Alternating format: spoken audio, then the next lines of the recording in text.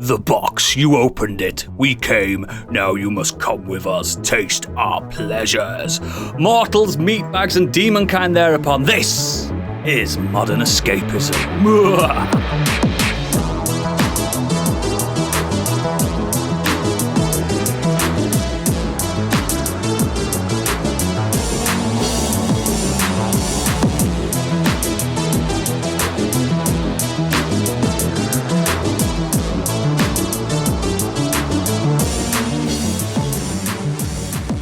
Jesus wept and welcome to the show. My name is Oodles, the Hell Priest of Leviathan, and joining me today, often seen flailing around the plains of Texas, swinging a chainsaw in the wind, it's Biggie.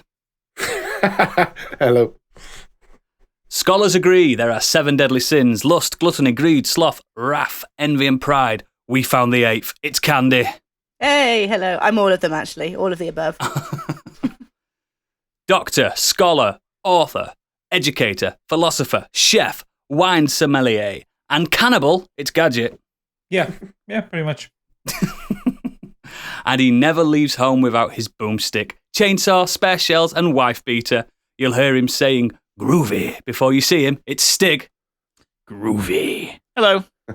Hello. And we have a special guest joining us in the coven tonight. Producer, director, and eldritch horror, known for working on such films as Like Crazy and War of Words. It's the stunningly beautiful Craig Tuohy. Welcome to the show, Craig. Woo! I'll take that. Thank you for having me. You are more than welcome. Before we get into the show, please consider becoming one of our sexy and incredibly cool patrons to help us divide and conquer the podcasting world. Details are in our show notes, but mainly check out our website, modernescapism.co.uk, for more exquisite content and links to everything we do. Before we get into the news, Tuohy, who are you? I don't know. I'm someone who plays video games online with Stig quite a lot. I'm a film producer, writer, director, charlatan. I call myself the world's poorest entrepreneur. And yeah, thank you for having me on the show. Thank you for joining the show, and Stig, thank you for having mates in the movie industry. We never believed you. Is that why I was brought on to prove him not a liar? That's everything. Excellent horror credentials as well. Oh, yes, absolutely, which is why we've got you on. But before we get into any of that shenanigans, it's been a busy week, and there's only one man that can break that news to us. It's Biggie's breaking news. You may already know, but he doesn't, because it's time for Biggie's breaking news. That's right. And first off, E3 is back, baby. Yes. It's back in 2023. Apparently, It'll be in June. The 11th to 12th will be the pre-show events. The 13th to 15th will be business days. And 15th to 16th will be open to the general public. That's all I've got about that at the moment. But it's back. So that's enough, really, isn't it? We're all going, right? Yeah, put it on the expense account. Oh, absolutely. We've got enough. We deserve it. I mean, it's been a good. It'll be by then it'll be a good 4 years since Candy stalked Todd Howard. I haven't smelt him in so long. There's our invite gone. Yep. I might try and go this time, because the time I did want to go, something catastrophic happened. I'm not going to go into it, so I couldn't go. I'd even got everything planned and everything. Just money wasn't crossed hands at that point. But yeah, let's go. Let's do it. Well, we can get industry passes from doing modern escapism, so let's do it. I'll be there. You can stay on my hotel floor because I've got a corporate account. Oh. There you go. Woo, woo, woo. New 6th member of Modern Escapism. Well done. Does that mean I get a cut of your Patreon? Yeah. Coming your way. Do we get your corporate card? I tell you what. We got one of those. We got one of those Black Greg's cards, please. It's the Nando's black card. Yeah, that's it. That's what we'll take. That's all we need. Sold. Next. So Google have confirmed they're shutting down Stadia. cloud gaming service. I think we Pour all one out could have for seen this something coming. nobody ever used. We hardly knew ye. Tech Giant has confirmed that it will remain live for players until the 18th of January 2023. Although This is not like Google, this. They've never done this kind of thing before. They've never cancelled anything. No. But what they have promised is they will refund all Stadia hardware purchased via the Google Store, as well as any games and add-on content purchased through Stadia. That's got to be quite a bit. No, it's nothing because no fucker bought it. But It's about 20 quid each. the problem, the problem is though that while it's well and good that they're refunding people, it's going to cause so much e-waste because you can only use that controller for Stadia. But it's just an X-input controller. You could use it on the Switch. You could use it on your PC for other things, but it needs like software to be unlocked for it. But nobody bought it, so do it was probably not that much waste because no one got one, did they? Well, true. Yeah, no one got one. Thing is, You could just use your phone, stuff like that. They were on the right track because Microsoft are trying to do this. They just launched it really poorly with all the games on it. Was like, oh, you can play these games that are 5 years old on it. Great. And pay $54.99 for Red Dead Redemption exactly. 2 years after it came out. I remember when it came out, when Stadia was announcing, like, you can play Assassin's Creed Black Flag. Remember that game from 10 years ago? The best thing that came out this week was I posted this tweet in our Discord from PlayOn.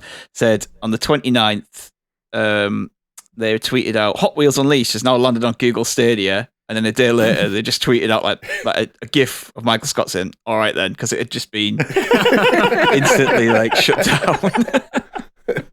Oh, shame. Yeah. Next.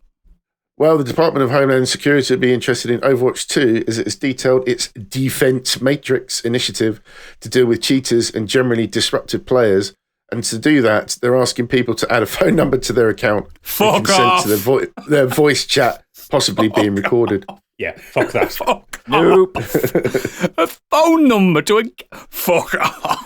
It's it's basically you have to put on two-factor authentication on the Battle.net client, which means you need to put your phone number in, where you didn't traditionally have to do that before. But it's also the consent is basically any voice chat can be recorded or can be like if someone reports something in a game. I'm going to set up my neighbour's landline next door. So does that and then just phone them and say you've just been pinged a number to your phone to everyone. So is that an essential part of playing the game? Because I was going to get that. Because I've got nothing to play. Yeah, it's free as well. That's the thing. Yeah, it's free. It's free to play now. But that's going to be essential into it. So to log into the game, even if you're on console, you're going to have to put your phone number into it. That's fucking bollocks. It is fucking bollocks, but I put my phone number into like my shoes these days, so I'm not too sure. I can't think of a device. I went to pour a glass of wine in the fridge and the glass pinged me a notification. Yeah, I think it's more that just given generally how scummy and predatory both Blizzard and Activision, the parent company, are, I kind of don't want to put my phone number into them. Yeah, I get it. I'm gonna though. There is a way around it. Obviously, you can do. You're a man of few principles. No, I'm a man who bought 2042. Sorry, I didn't mean to interrupt. No, you're right. that is a problem. You can do the scramble my number thing, can't you? Where the system thinks it's a fake number and it will still text you like you do with the scramble your email. So I'll just do that. True. That's an option. Yeah. It's more the recording of your conversations I'd be more bothered about.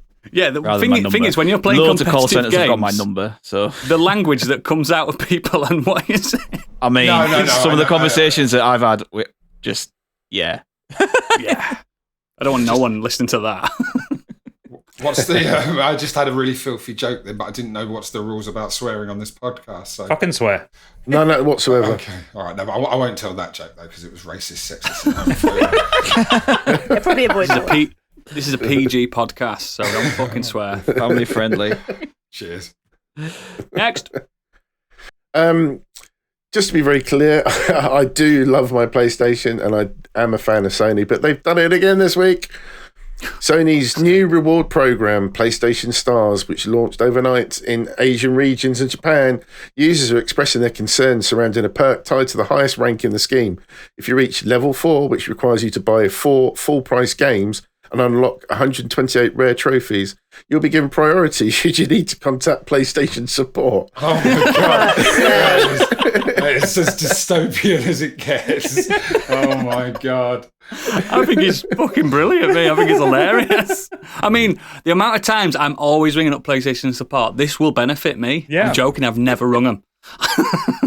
Yeah, I know. It's just it's the shape of things to come. Everybody's looking at societal collapse, and it will be like, it's going to be like that in Sainsbury's to get to the checkout soon when everybody's trying to buy bread, and it's like, how much bread have you bought this week? Okay, you can go forward 4 spaces. Yeah, you're a good member of Sainsbury's. You can get your bread today. Isn't it? That's Black Mirror, isn't it? 15 million credits. Yeah, yep. Yeah, that's basically what they're doing. It's Black Mirror. Yeah. Oh, they've run out of ideas, so they're turning to Charlie Brooker. How do we maximise shareholder value? The benefit, which has been called the Philip Schofield benefit, will essentially hand you a queue skip over those of a lower tier or those who haven't signed up for the service at all. Yeah, it's dystopian. You've been thinking about that joke all week, haven't you, Biggie? I have. I'm giving him a yellow card for that joke. No, that's a good one. Just fuck those guys. And sadly, announced, I think it was today or yesterday, Disco Elysium. It appears that multiple key leads behind Disco Elysium, including Robert Kurwitz, Alexander Rostov, and Helen Hindpeer, have been pushed out of Zaum, the company, and are not involved with the sequel anymore. It's so sad. Yeah. Something's going on there, isn't it? That's tragic. I thought you was going to say they've been, like Me Too'd and come out as disgusting human beings. That would have really disappointed me with that game. Yeah. But it's still that's very, one very of the sad. best games of recent memory. Yeah. And knowing that a sequel or a next project's not going to have the team that brought that to us is pretty fucking sad.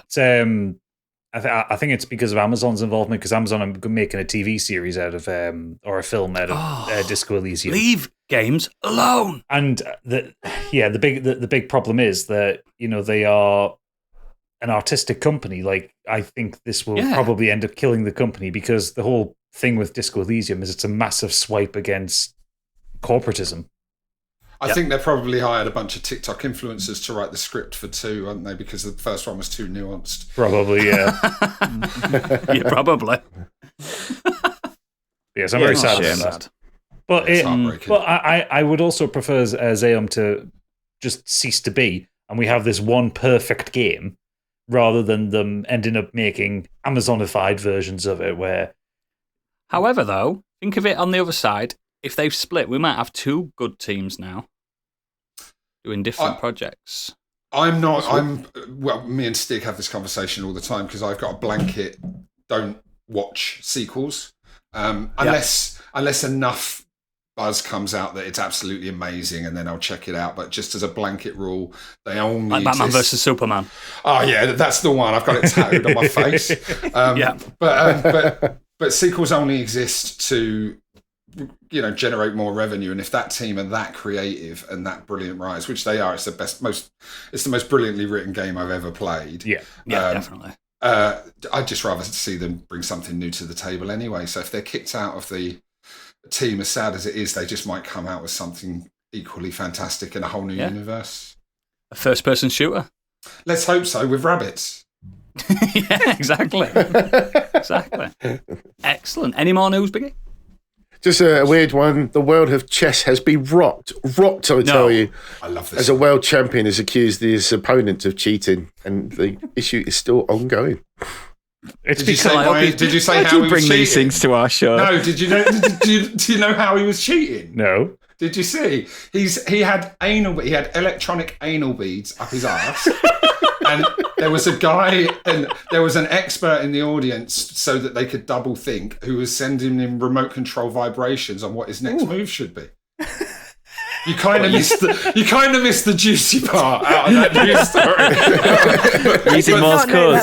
Thank you for handing it right to me. It was using up, I knew someone would pick it up. I do think, though, Electronic Anal Beads is a good podcast title. That's an episode title. I think that has to It's be. a heavy metal band. It's a heavy metal band is what it is. Yeah. There was a follow-on from that I read yesterday, was that there was a fishing competition in America where they were catching fish, and then when the judges weren't looking, I've seen that. Shoving lead weights down their throats, so they won the weights. They won. Fucking hell. What's happened to good sportsmanship? Well, nothing's safe anymore. First anymore. prize was £500,000. So, and I think the fish kind of liked it. Probably. What on earth are they going to do at the Bukkake Championships? Oh, God. What? Dude! Every time. You know that competition's not being done anymore. It's cancelled. No, they've just made it diverse now.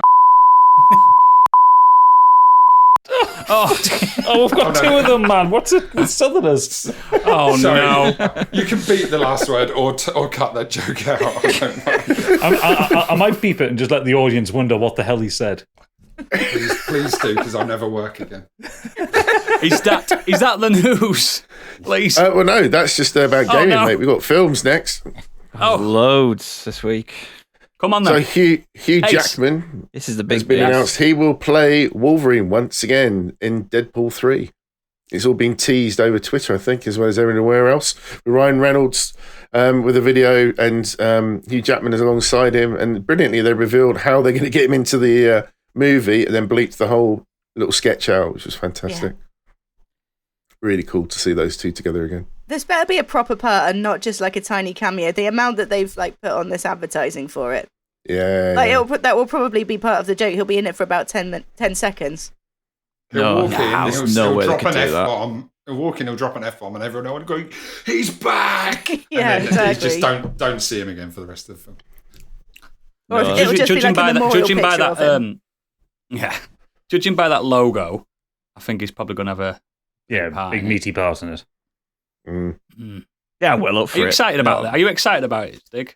I am. I'm well excited about it. Yeah, I saw that and I was just like, oh, there's a thing about Deadpool 3 here. It's like, oh, we've been trying to get Deadpool 3 going. We might, it's been a struggle, blah, blah, blah, blah. And then Hugh Jackman just walks and he's like, Hugh, fancy playing Wolverine again? He's like, yep. And it's like, shit. And I love the way they did it. It wasn't at that big D3 Disney conference. It was just, we've just dropped this on Twitter and to let everyone on Twitter go nuts over it. I was hoping that the big reveal was going to be that Ryan Reynolds has offered him a job as a striker for Wrexham. Get him up front. Oh, there'll be some scenes in Wrexham in the stadium, won't there? Okay, now. Set the whole film in Wales. Yeah, there will be a big sequence set in Wales in a football field, wouldn't there? It'd be good if he was a goalie, actually, because he'd keep popping the ball. Yeah, that's good. Yeah, well up for I genuinely don't know how I feel about that news. It's like I'm not disappointed. I'm not like, you've murdered my childhood, even though I weren't a kid when they came out. But I don't know. I'm a bit. Let's see the first teaser trailer first. That's how I am in my head. Yeah. X-Men isn't coming to the MCU for at least another 4 or 5 years. There is an element that might as well use him. Wolverine always sort of brought the shock factor because he was the more grown-up, couldn't give a toss guy, and that in the Marvel universe felt cool and edgy, but Deadpool is cool and edgy, so it's almost like he's the soft one. Yeah. Do you know what I mean? It feels like a weird fit to me. Yeah, I think it's a bit of a weird fit as well. And I know in the books, obviously, they do team up a lot, and they are like Deadpool genuinely has a crush on Wolverine.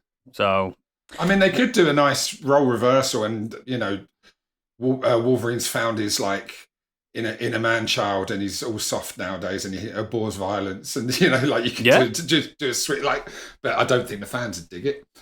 No. I'd love it. Let's see how it goes. I'm not waiting with bated breath, but I'm waiting. It doesn't need to be part of an overall MCU storyline either. No, just have it be its own film and have Deadpool crack jokes about the MCU. That's take the piss out of it, basically. Yeah, that'll do me. Yeah. Next. Apparently, there's a new Cloverfield. Start again. There's a new Cloverfield film currently in development at Paramount. Next. So yeah, I'm if you're serious. interested in Next. that. This was always going to happen one day. James Earl Jones is now stepping down as Darth Vader, as the voice, should I say? Jones's voice was remastered from the original Star Wars films for the recent Disney Plus series Obi-Wan Kenobi. Some of his voice was archived from recordings as well. They're apparently going to give permission for Lucasfilm to use artificial intelligence to recreate his voice from now on. That's worrying. That was going to be my question, but the next question is I wonder if he still gets paid. It's still his voice. That's what I was thinking. I would think so. Because it's still his voice likeness, isn't it? Throwing money into his grave. So as an extension, by the time Darth Vader gets another reappearance, he's probably going to be next year in Darth Jar Jar next year. Bruce Willis has just signed over his digital rights. Yeah, so he has not. That's an extension. No, he hasn't. That was misinformation. What he'd done is he'd done a single advert in, I can't remember whether it was China or Korea. Basically, Russia, wasn't it? Or was it Russia? Either way, it was one advert somewhere a few years ago, which they'd taken scans of his face from when he was in Die Hard, and kind of around the late 80s, early 90s, to do an advert with him like that. And it was a one-off thing. Even the company come out and said, no, he's not signed over the rights to his face. That's his face. Right. It's just it's just been reported wrong, man. Yeah. We've got Bruce Willis NFTs coming very soon, then, haven't we? That's what that means. I think it'll happen, Is every though. technology you don't understand, Oodles, just fucking NFTs to you these days? Yes. This podcast is an NFT. He's too sick to work now, isn't he? So I thought it was actually quite a smart move because he can still put money aside for his kids. The only problem with it is if someone gets hold of it and pays enough money, they could put someone's face against any old propaganda they want, couldn't they? Yeah. You can do that. You can do that anyway, can't you? You don't need the digital rights. Yeah. Deep fake. Next. Anyway. Someone that has done something else. A dance adaptation of The Matrix is in the works from director Danny Boyle. I will ensure that I will take both pills to avoid this one. Why doesn't Danny Boyle just do films normally again? He's an artiste. I know he is. He's a raconteur and stuff. I get that, but I do like Danny Boyle films as well. I'm not slagging him off. London 2012. He's a genius. I genuinely think he's a genius, but a dance thing of The Matrix. Kind of want to see it just to see what he does with it. Yeah. I mean, I want to say it's going to be that scene. It's going to be that meme of them goths under the bridge doing the Thomas the Tank Engine dance. It's just going to be that. We've seen it. I would go and watch that. Would you? For 2 hours? I mean, you would. If they could do a show with loads of wires and have people kind of flying around and doing something, make it look spectacular. I mean, sure. Like The Matrix in Broadway, like Billy Elliot. It's a bit of a weird one, isn't it? Yeah. Next. Community movie is finally happening. It's been announced, fulfilling the show's prophecy of 6 seasons and a movie. Yay. Finally. Up for that? No Donald Glover signed on yet. No, he's too big now, isn't he? Most of the original cast are coming back, apparently. But yeah, he's not mentioned.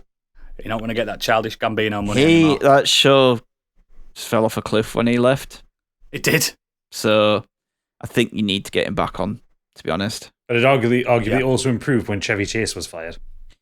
Yeah. Like most things. I don't know. His character is fine. It's just he's a bad man in real life. Yeah, exactly. Yeah. So we'll see. It's nice that it's happening, but I'd like to wait and see if they actually get everyone back. Yeah. Is Dan Harmon on board? Yes. That's fine then, isn't it? And I haven't got any jokes for that one. It's just a question. And the stars confirmed be coming back: Joel McHale, Danny Pudi, Alison Brie, Gillian Jacobs, Jim Rash, and Ken Jeong. So most of the principal cast. Are the Russo brothers going to direct it? That'll do. Don't think so. I think they've got bigger fish to fry. Like Donald Glover. Creating shit Netflix films. Moving on. Stiggy's boyhood hero, John Cena, sets the Guinness World Record for the most wishes granted through the Make-A-Wish Foundation, with 650 wishes so far for critically ill children. He was an adult when he came out. Don't say childhood hero. Yeah. Let's not be daft.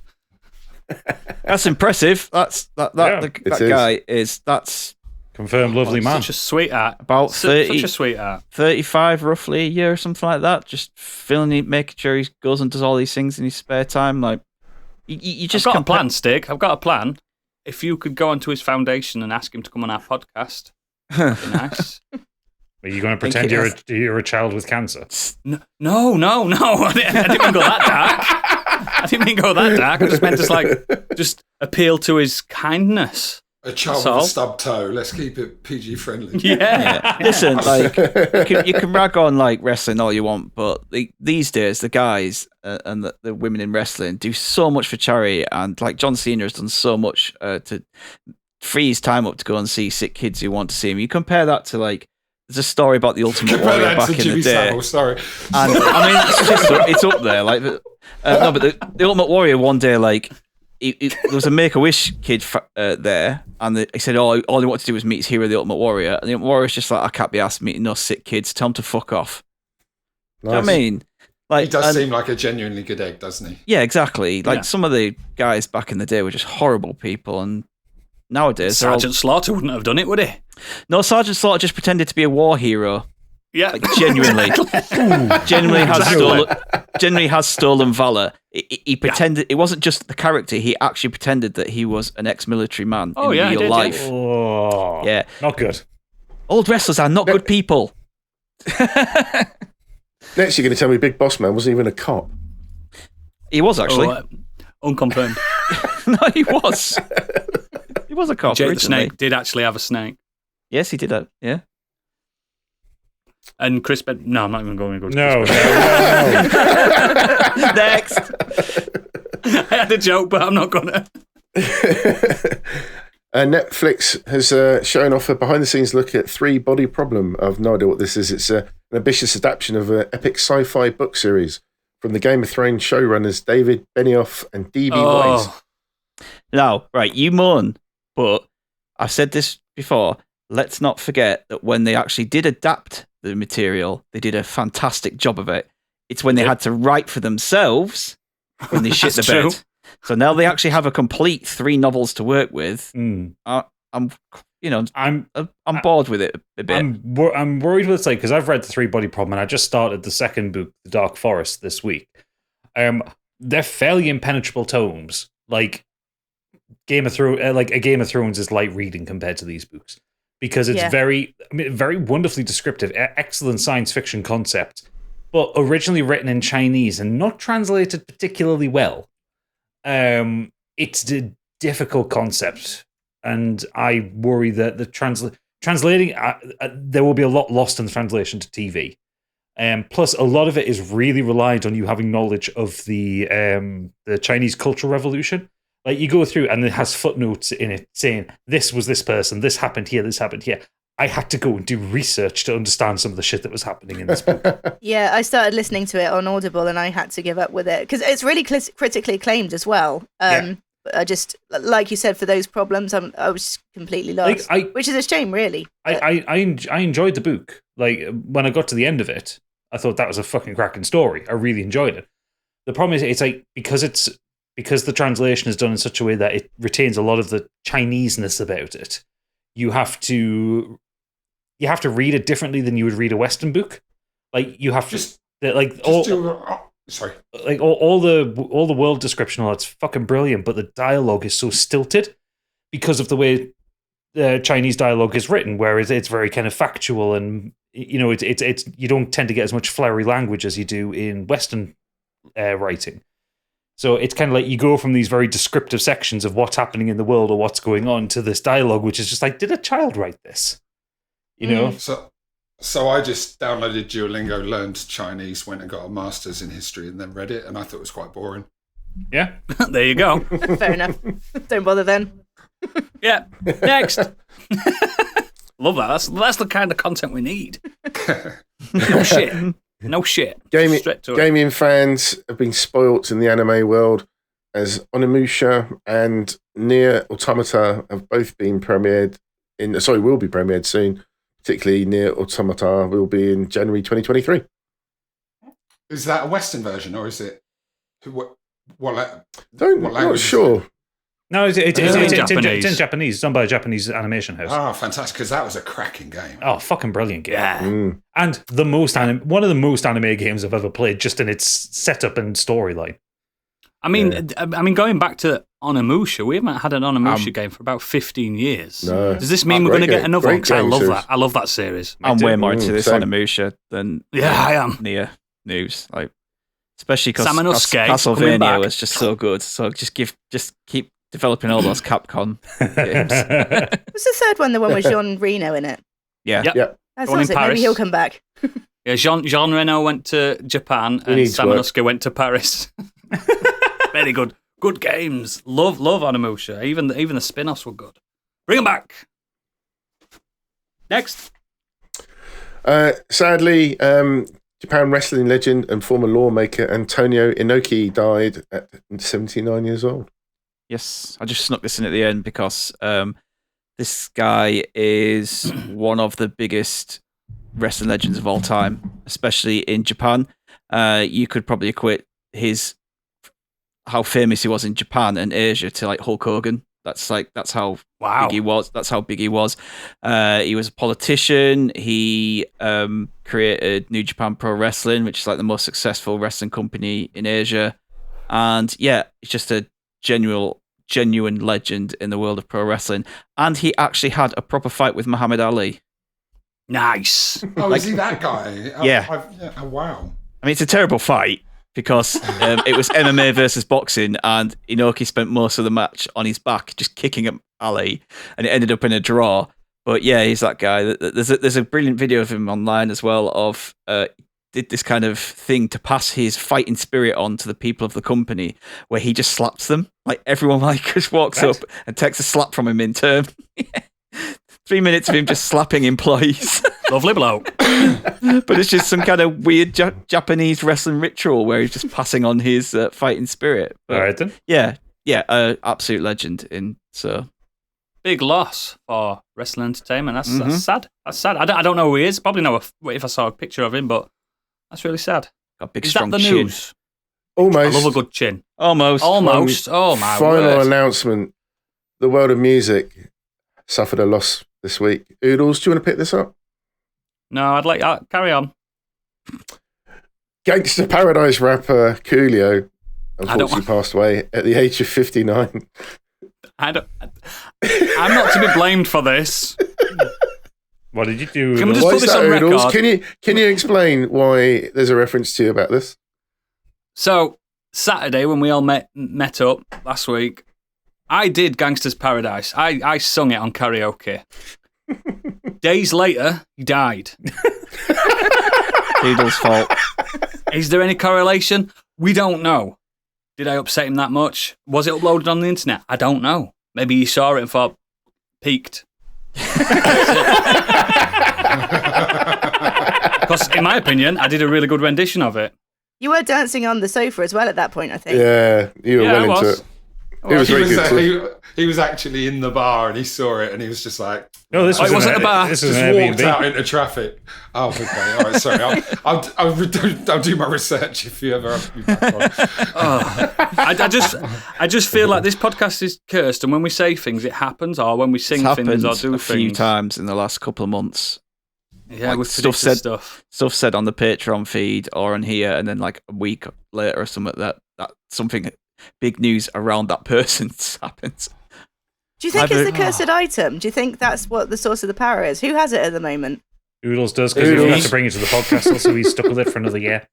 It's you. I have it. The cursed item, Craig, by the way, is a picture of Sting from June in his big metal nappy that he got as a Secret Santa gift. Yeah, someone got that for me as a Secret Santa gift, and I palmed it off to Oodles. It's cursed. Okay. And it sits above Oodles' bed. I'm just going to... You can bleep this out, but let's hope nothing happens to poor Vladimir Putin. You should start a Deadpool, man. You should have a Deadpool Patreon. That's it. That's the new feature, the Deadpool.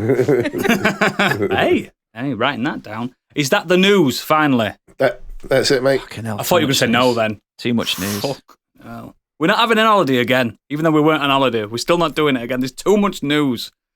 Let's move on to what we affectionately call the Nexus. We're going to find out what we've been up to this week individually, and I want to know what Candy's been up to, because she's been quiet. I have. So I've watched a film, and that film, as Gadget would say, was Hocus Pocus. I watched Hocus Pocus. Hocus Pocus 2. I watched this it has today. been getting... You watched it today? Hocus Kids, yeah. Hocus Pocus. So this has been getting fairly mild to poor reviews. And I went into it possibly with the benefit of not having seen the original recently. And I don't actually remember that much of it either. There's a cat in it. I remember the cat. That's all I remember, really. Yeah, that's all I remember. Yeah, Binks. There has been a lot of hype around it, I think, like especially among my goth friends. I think a lot of people do consider it like a cult classic, don't they, for some reason? Like, it never was for me, really. No. But I went back and I looked over the reviews of the original, and actually it scored more or less the same as this one is now. It's just kind of sort of mildish reviews. I actually enjoyed it. I thought it was fun. It was just silly. There was a little bit of an emotional investment, but it was nothing too stressful. The thing is, I mean, at the end of the day, it's a kid's film. Like, what are you actually expecting from this? You know, I think there's going to be a lot of parents like my age that saw the original, and they're going to be watching it with their kids this Halloween, and they're probably going to have a good time. So it's set in present day, so it's been 30 years since the original movie released. Fuck off, it's been 30 years. Yep. Yeah. Fuck off. And 30 years in the film has passed as well since the events of the original. It brings back the Sanderson sisters, a couple of familiar faces, and it introduces a new cast of teenagers. One thing to note is that the Sanderson sisters are significantly less evil this time around. Like, there's no child murdering. So the film kind of starts by going back and introducing them as teenagers. Oh, fucking Hocus Pocus has gone all woke. Ugh. Hocus Pocus. Come on, Hocus Pocus. You missed Hocus it. Pocus. Oh, fucking yes! Well, actually, it's funny you should say that. Like, I don't want to use that term, it's gone woke, because that's just stupid. But I was joking, by the way. Hocus Pocus! It does. But it does give them a sympathetic backstory kind of thing. It sort of introduces them as women who were basically ahead of their time and didn't want to accept the societal norms of obeying men, which kind of disappointed me, really. Not that they weren't obeying men, but I don't make them victims of their own situation. Just make them bad for the sake of being bad. It's way more fun. Like, you know, I've made deals with the devil. They're evil witches. They're witches, and I've said it so many times on this podcast. Like, it's easy to have a female protagonist because everyone roots for the underdog, but what you don't have is that many female antagonists that are just evil for the sake of being evil. That's what I want to see. That's what would represent me more. Well, the thing is though, when they tried to do that, when they tried to do female antagonists that are evil for the sake of being evil, that's how you get Kingsman: The Golden Circle. Fucking hell, yes. There is an actual, like, it's a movement in Hollywood that characters are not allowed to have negative traits anymore. Everybody has to be nice. I got a note from a script that it's the next film that we're making from an American studio. It's Matrix, the dance. Yeah, that's exactly what it is. And the note was, this particular character is narcissistic and misogynistic, and can you tone him down? And I'm like, he's the villain. Like, what more do you want? I don't want to make the villain sympathetic. I want you to see him get his comeuppance and really enjoy it. Like, that's the entire. It's not a World War II film, is it? But it's a horror set in the 70s when, you know, men were a lot more misogynistic and narcissistic and stuff. But it's just, I see it across the board now in cinema where it's like, oh, we can't give this person any unlikable traits, and it's like there's fun in that. Even if your good guys or your good gals are unsympathetic at the start, you can put them on a redemptive journey. Whereas if they're sympathetic from the start, where can you go with them? You know, so it's a real problem. Even she's a big example recently. Even Thanos was given sympathetic traits. Yeah. Even though he wanted to wipe out half of the universe. Yeah. Even he was given moments of like, he got his own film. Sympathize with him, and you know he does love his daughter and all that kind of thing. They tried to make him. Yeah, it's a weird one. It's like is. There's so many films like Jim Carrey's Liar Liar, like, you know, if they released it now, it'd be Crier Crier. And it's like, if you don't make him kind of a douchebag at the start, or whatever the word should be, it's like, what journey can you go on with him? Right. Yeah. And it's just fun to have baddies as well. Yeah. I do love a classic, like 80s, 90s, early 90s, just a baddie. Absolutely. But I mean, going back to Hocus Pocus, I think also it struggles a little bit that it is kind of a rehash of the original story, more or less, but a little bit watered down. It hasn't really adapted to the tones to suit a more modern audience. It's like they're trying to. It's a difficult thing to do to satisfy the original fans and also appeal to a modern audience, but we know that it can happen because we've seen it with Cobra Kai. We've seen it arguably with Scream. Like, I thought Scream did well to appeal to, you know, the two generations of people that are watching it. More about that later. But I think, like, in terms of the critique of the film that I've been reading, I think there's maybe a conversation to be had about critiquing such the finer points of a kid's film quite as hard as some reviewers do. Like, it's a fun film. It's fine. Your kids, the original's out there, but your kids don't want to watch a 30-year-old film and relive your glory days. You know, maybe watch. My kids love Hocus Pocus 1. I'm terrible taste. Yeah, I'm a bit older than you guys. I'm 47, and I was working in a video shop. You're not older than Biggie. There you go. Well, when the original Hocus Pocus came out, you know, I was working in the video shop, and I remember it very clearly. And it wasn't a classic by any means. It was fine. People rented it and they brought it back and they went, yeah, it was fine. It was fun. And it's just, I don't remember hating it. I just nostalgia just does that thing in your mind where you remember it much better than it actually was at the time, apart from the things that are classics. But I remember Hocus Pocus very clearly as being, yeah, it's fine. And then over time it's like, oh, that's such a classic. And it's like, no, you just loved your childhood. You know, like it was absolutely rose tinted glasses. Yeah. Mm. Yeah, no, I thought it was fine. It's not really deserving of the hate that it's getting, I don't think. No, I thought it was fine. Like, it's on par with the first. It tells the same joke. It does that thing with like legacy sequels where it's like, oh, remember this from the first one, but we're doing it again, but with modern technology. And it's like, you already did that last time. You already did a possession number. You already did Is there a cat in it? Yeah. No. There is, but not in the same manner. I'm not bothered then. Not watching it. But what it does do, which can I spoil this joke? We can always. It's up to you. If you want to do this to people, it's down to you, really, isn't it? Remember in the first one where the whole thing about is a virgin must light the candle. When you're a kid, a virgin is never. It's never. You don't know what a virgin is when you watch that as a 7 or 8 year old. You just kind of go. I just thought it was a can of pop. Yeah, it's like there's a joke in this where it's specifically brought up by a child, but they just basically say, he says, oh, a virgin has to light it. He's like, what's a virgin? And it's just right there, like on the screen. Someone go like this. Yeah, so for us adults, we were kind of like, oh, like that. But my kids just didn't pick up on it and say anything. But I just thought, yeah, it's. If my kids asked, I'd say it's the internet provider. They're actually just bringing it up. And also, Midler looks exactly the same. Yeah. But they've tried to make Sarah Jessica Parker look younger with makeup, but you can't hide the hands. That's impossible. Oh, I didn't look at the hands. My daughter said... She still look like a shoe? My daughter said, she doesn't look... She looks different. She looks way older. Like, she looks weird with that makeup on, but her hands are all veiny. It's because she's had so much sex in the city. So she's like, fucked up. So, but they tried to be clever with the whole, like, virgin thing and that kind of stuff, but it's... Can I happily give it a miss? It's fine. Yeah. Like, kids liked it, but... Fuck my kids. They're not watching it.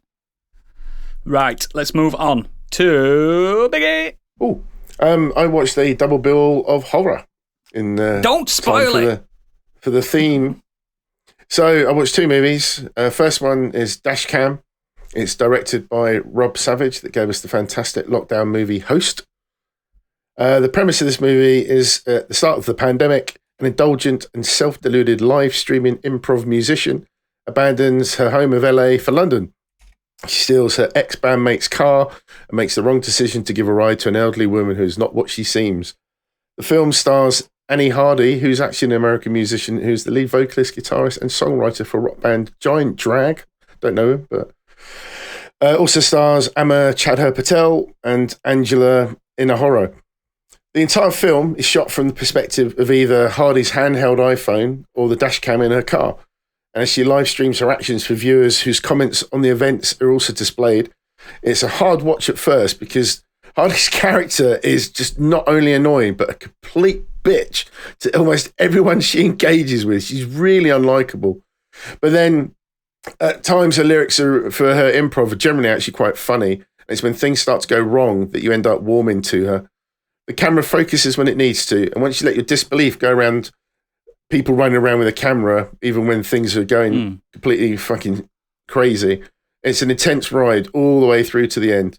I really enjoyed it. I thought that the horror was great. It's all shaky camera throughout pretty much the whole movie. That makes me a bit sick sometimes, though, watching those. It can do, but when the film needs to focus on, obviously, what the director's trying to show, he does. And I really liked it. I thought it was really funny. I have seen the advertisement of it.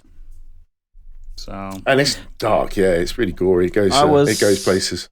I was going to watch this film until I heard out that Annie Hardy is a terrible person, so I took it off my watch list. Yes. Is she? Yes. Oh, yeah.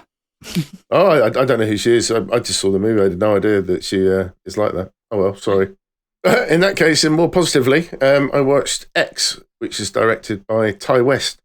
This film plot follows a cast and crew who gather to make a pornographic movie at an elderly couple's rural Texas property, but find themselves threatened by an unlikely killer. It stars Mia Goth, Jenny Ortega, Brittany Snow, Martin Henderson, Stephen Ure, and Scott Mescudi, better known as Kid Cudi, the rapper. It's basically a homage to 70s slasher flicks like Texas Chainsaw.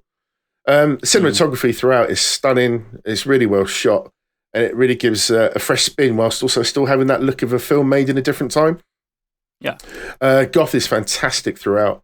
And the film has a real mix of humour and horror as well. It's full of fake outs, jump scares, and gore. If you like this, they've basically secretly filmed a back-to-back prequel called Pearl, which apparently is just premiering now. So that should be out as well. But I really like this. I thought this was really cool. Very. Yeah. Nice. I mean, Mia Goth plays two characters, doesn't she? She does. She plays Pearl. Spoiler alert. No, it's not. It's not spoiler. No, you're right. It's not. I didn't actually realise until. It's not integral to the plot. She just plays two of the characters. She just plays Pearl and one of the actresses. Yeah. Well, I'm up for it then. Porn team. I really liked it. I thought it was really cool. I thought it was brilliant. I really enjoyed it. I've liked all of Ty West's films, but they've all there's been something ever so slightly missing. But I just thought he completely nailed this one. Awesome. Yeah. Do you know what the problem I had with it was just I just thought people were just really stupid. I know that's the idea. I know it's typical horror, but like they wouldn't work otherwise. When I watched the trailer, I thought this had something about it, and then I felt it just turned into a bit of a standard slasher flick. If they were clever, they'd just go home. Yeah, exactly. If they were clever, the film would be 40 minutes long. But it's a throwback to the movies of the 70s where the kids are there for the meat grinder, and you could do a clever twist on that where actually they always make the right decisions, but then that's not what this film is trying to be. That's a modernization of an old genre. This is like a total throwback. It's shot on, well, I don't know if it's shot on 16 or 35, but it's certainly shot to look like it's 16. It does, doesn't it? Yeah. It's lit in that way. It's framed in that way, and the characters play those characters. So I think it's an homage that's not trying to modernize. Or I'm not anti-woke. I'm a, I've got a 23-year-old daughter and I'm a liberal socialist and stuff, but I just think that things can throw back and things can be regressive because they're telling that story, So I actually liked that it was one of those ones where the exact opposite of like when they just throw hey, you remember this gag on the screen and you just go, I recognise that reference, and you feel good. It's not that. It's a loving homage that just really wants to use the proper colour palette. Yeah. There's nothing wrong with good homage. I enjoyed it. I just wasn't as high on it as others. But perfect for sexy Halloween. Excellent. Right, Tuohy, what you been up to? So this week was, it's kind of a boring commercial one, but it's the Call of Duty Modern Warfare 2 beta. That's out. Yeah, it's not. It's gone now. It was a 1-week trial, but I was a big Modern Warfare fan back in the day, but then as it got twitchier and faster and more American And you got older. Yeah, and I got older and slower. And, you know, I sort of switched from Call of Duty to Battlefield around the Bad Company 2 era because I feel Battlefield does war more reverentially. It's team play. It's historical. It's you and me are the same person. There you go, bruv. Digital high five. Both sound the same as well. But then, obviously, 2042 was the worst AAA title ever released since Cyberpunk, probably. Do you agree there, Biggie? Because Biggie's been going to bat for that game for months. No, I haven't. I just said it's improving very slowly and not quick enough. But I enjoy it now more than when it first came out, without doubt. I keep dipping back in, but I still think it's hot trash. So, Modern Warfare 2 demo. Modern Warfare 2 demo was free. Why not go and have a look? I haven't had a look at it since the first Black Ops, and I hated it. It's so fast and twitchy. You die instantly. Yeah, I was exactly the same. So I've been away for years, and this is phenomenal. It's slower. It's more tactical. It's absolutely stunning to look at, and it uses the gun sounds and the graphics and the haptics in the PS5 controller to really give the meatiest gun feedback in any first-person shooter I've ever played. I do love the haptic triggers on the PS5. It's one of my favourite things. It's so the whole with when you're shooting a fully auto, carbine, the whole pad rumbles in your hand, and the sound is super deep, and it just gives this. And there's blood in it. There's no blood in Battlefield, and that sort of for something that's trying to recreate war. So so intricately, the fact that it's blood-free just sort of feels like it's cheapening it. This is violent. This game is, you feel like you're shooting a harbinger of death. And the levels are very, very, very well designed, and the time to kill is right. And it just made me think, I'll never give up on 2042. I think Battlefield 1's the best video game I've ever played in my life. But I think for this next round, COD might win me back for a round, and it is nice to go back to something that you used to love. There's no better feeling than that, and you think to yourself, because it got to the point where they were coming out so often, and so there was no variation to it. Like even I, and I'm not a first-person shooter guy, but even I like the original Modern Warfare, the 4. I thought that was sensational. What a game! And then you get the newer ones. It's like, it's got a campaign. It's 10 minutes long. But I'm for that. They've definitely turned it around. It'll be interesting to see when the game comes out if they nerf this and they speed up that and stuff. Yeah. For the demo, I was like, it felt like a next gen game where 2042. 2042 feels like a game that was made remotely over lockdown with not a big enough team, not enough time, and not enough focus. It just feels like half a game. It feels like finally someone with reason. Yeah, but this was tight. This was really, really tight. So, so I had a really good time on that this week. That's good to know. When's it out? Is it out before Christmas? Yeah, it'll be. I think it's November. This month, I think. Really? October? I think it's the 28th. I think I saw somewhere. Oh, Christmas game then, that, innit? All the way through Christmas. Boom. Isn't it going to Game Pass as well? Because Microsoft own it. Yeah, they own it. Yeah. I was going to say that I'm sure Big York Candy will win a copy that they can give us, but it's going to Game Pass. I was going to say 10th of November, that was the original one. 20th of October it comes out. Oh, wow, that's only a few weeks away. Yeah. Yeah. Any chance they'll have a no Russian in it this time round? I don't even know if it's got a campaign, but very, very topical. Good point. Yeah. Well, definitely no Russians. Do you know when I first played that level, I didn't shoot a single person. Neither did I. I thought this is the idea to just destroy everyone here or not. I was also achievement chasing at that time, so I thought, I bet there's an achievement for not killing a single person. There wasn't. And I replayed it. And when I played it, I mowed them all down because they're not real. Fuck it, don't matter. It's a game. But then the CIA are after me now, aren't they? Oh shit, listening. You're on several lists. Then. Is that all you've done, pal? Oh yeah, well I was confused because I thought the double bill bit came after this from what's It does. It does, don't worry. Yeah, Biggie just likes to I've got more. But move on.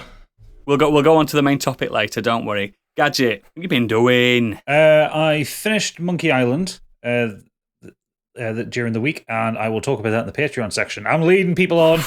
Oh, got to get them Patreon monies in, so I'll talk about that later. I have significant thoughts, but the main thing I finished. He hates it. No, I do not. I mentioned when I started reading this a few weeks ago. I finished Kings of a Dead World by Jamie Molot. You did mention it. Yes. So this is it's a reasonably recent dystopian sci-fi novel where all of the Earth's resources are pretty much gone. So the United World Congress have this brilliant solution that to use less resources, most of the world will be put into artificial sleep for 3 months at a time, and then they're awake for a month. That's what we should do now. Gadget, quick question. Sorry to interrupt you. Do you ever read happy novels? No. No, why would I do that? You read Jane Eyre last week. Oh, just wait as I'm talking about Sophie's Choice. So as well. So these people are referred to as the sleepers, and then there are a collection of people who don't go through the sleep who are referred to as janitors, and they are people who execute kind of trades with each other to build up credits that the sleepers get to spend in the month that they're awake. And then, as usual with these things, shit goes sideways. The story's told from three perspectives. So you have Ben, an old man who was a sleeper, and he's having to deal with every time he wakes up. He's in his 80s. His wife's a little bit younger than him, but she has Alzheimer's, so she kind of doesn't remember what's going on. So there's a lot of kind of him having to just try and live with the fact that his wife is kind of with him, but not with him. You have Peruzzi, who is one of the janitors, who is lonely. He's never had a family or anything like that, and he kind of wants to know more than his existence. And then there is the story from the before times, which is back with Ben, when he was a young man, when he was a terrorist. And the thing is, this book has such a good setup, and it fucks it completely by the end. Absolutely fucks it. So, if you're interested in reading this, skip ahead, because I'm going to fucking spoil the whole thing here, because I've got like major... I bought this on your recommendation last time. Yeah, okay, well, close your ears then, because I've got thoughts. I'll take my buds out. You just signal me when you're ready. All right, okay, fair enough. So, the problem is, everything is set up. There is some great tension to it. There is some great storytelling to it. But everything is set up in a way that just takes things to extremes. Like the before time story is about Ben meeting his wife Rose, and then becoming he was like a philosophy lecturer. Then he gets kind of wrapped up into this terrorist cell as kind of tensions are starting to happen kind of in the early to mid 21st century when, you know, things are getting hard for people and like food is getting scarce and energy rationing is a thing. And this group, I can't remember what they call themselves, but they basically start committing terrorist atrocities to try and highlight their manifesto that people should be free and people shouldn't live the way that the government's telling them to. And he loses all sympathy because you don't read the like before Ben chapter until you've read the current time in the story chapter of Ben. So he starts off as this very sympathetic character, but then as it goes through it, he's doing some really fucking atrocious things. Like the time that they're living in, like global warming's kind of happened and the sea levels have risen. So like, you know, like London, like Liverpool's underwater. London is protected by a seawall to stop the water kind of overrunning it. As part of one of their terrorist plans to highlight their manifesto, they blow up that seawall and destroy all of London. Yeah. I'm into it. Sorry, Craig. No, mate, don't worry about it. You do me a favour. Other things working around it as well. So this United World Congress, which is, you know, the UN, are, you know, they're working with politicians in the past storyline to try and determine, you know, how does humanity move on past this point, because they're past the point where global warming has become a disastrous thing. People are starving and all that kind of thing. So when they're coming up with this idea for the sleeper thing, you know, it's under the auspices of kind of riots and terrorism and people being unhappy for obvious reasons. But it then gets to a point, and this is where I think it loses the concept for me, because he then describes the United World Congress as executing a coup and publicly murdering all of the former politicians of the country.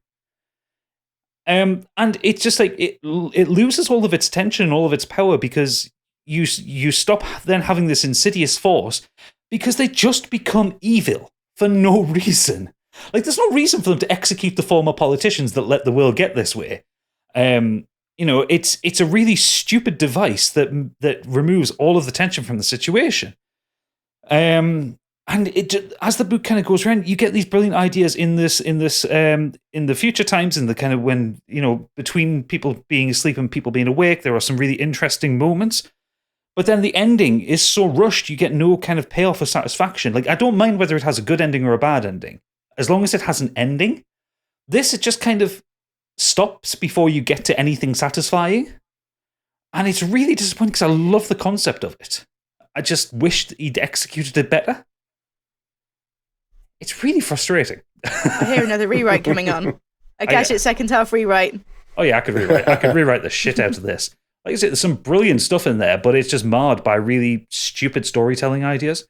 And the thing is, I think I'm in the minority on this because the book is pretty well loved. Like, all the reviews I've seen of it are pretty positive, but I just find the narrative decisions Jamie Molot's made are really dumb. Like, characters getting themselves into danger for no reason, or for reasons that don't make any sense to what that character would be doing naturally. And I find it really hard to sympathize with these people claiming it's the whole thing, one man's terrorist, another man's freedom fighter, but with the actual acts that they're doing, they're not righteous, they're not done in a way to forward their movement, they're just murdering people. And I think that stops you being sympathetic to them because it's the same character in his 80s and in his 30s. You lose the sympathy for the character when he's an old man and he's struggling with his wife. And, there's a lot of really heartfelt love in the story between Ben and elderly Rose. Like, that stuff, some of it is brilliant, but you lose the sympathy for him because you realize what a massive cunt he was in his 30s. Because, so we can say cunt. Oh yeah, you can say cunt. Because more than anything, he's following someone who is clearly a fucking psychopath. Like, Ben's not the organizer of these terrorist attacks. He's following somebody else. And the person he's following is a psycho.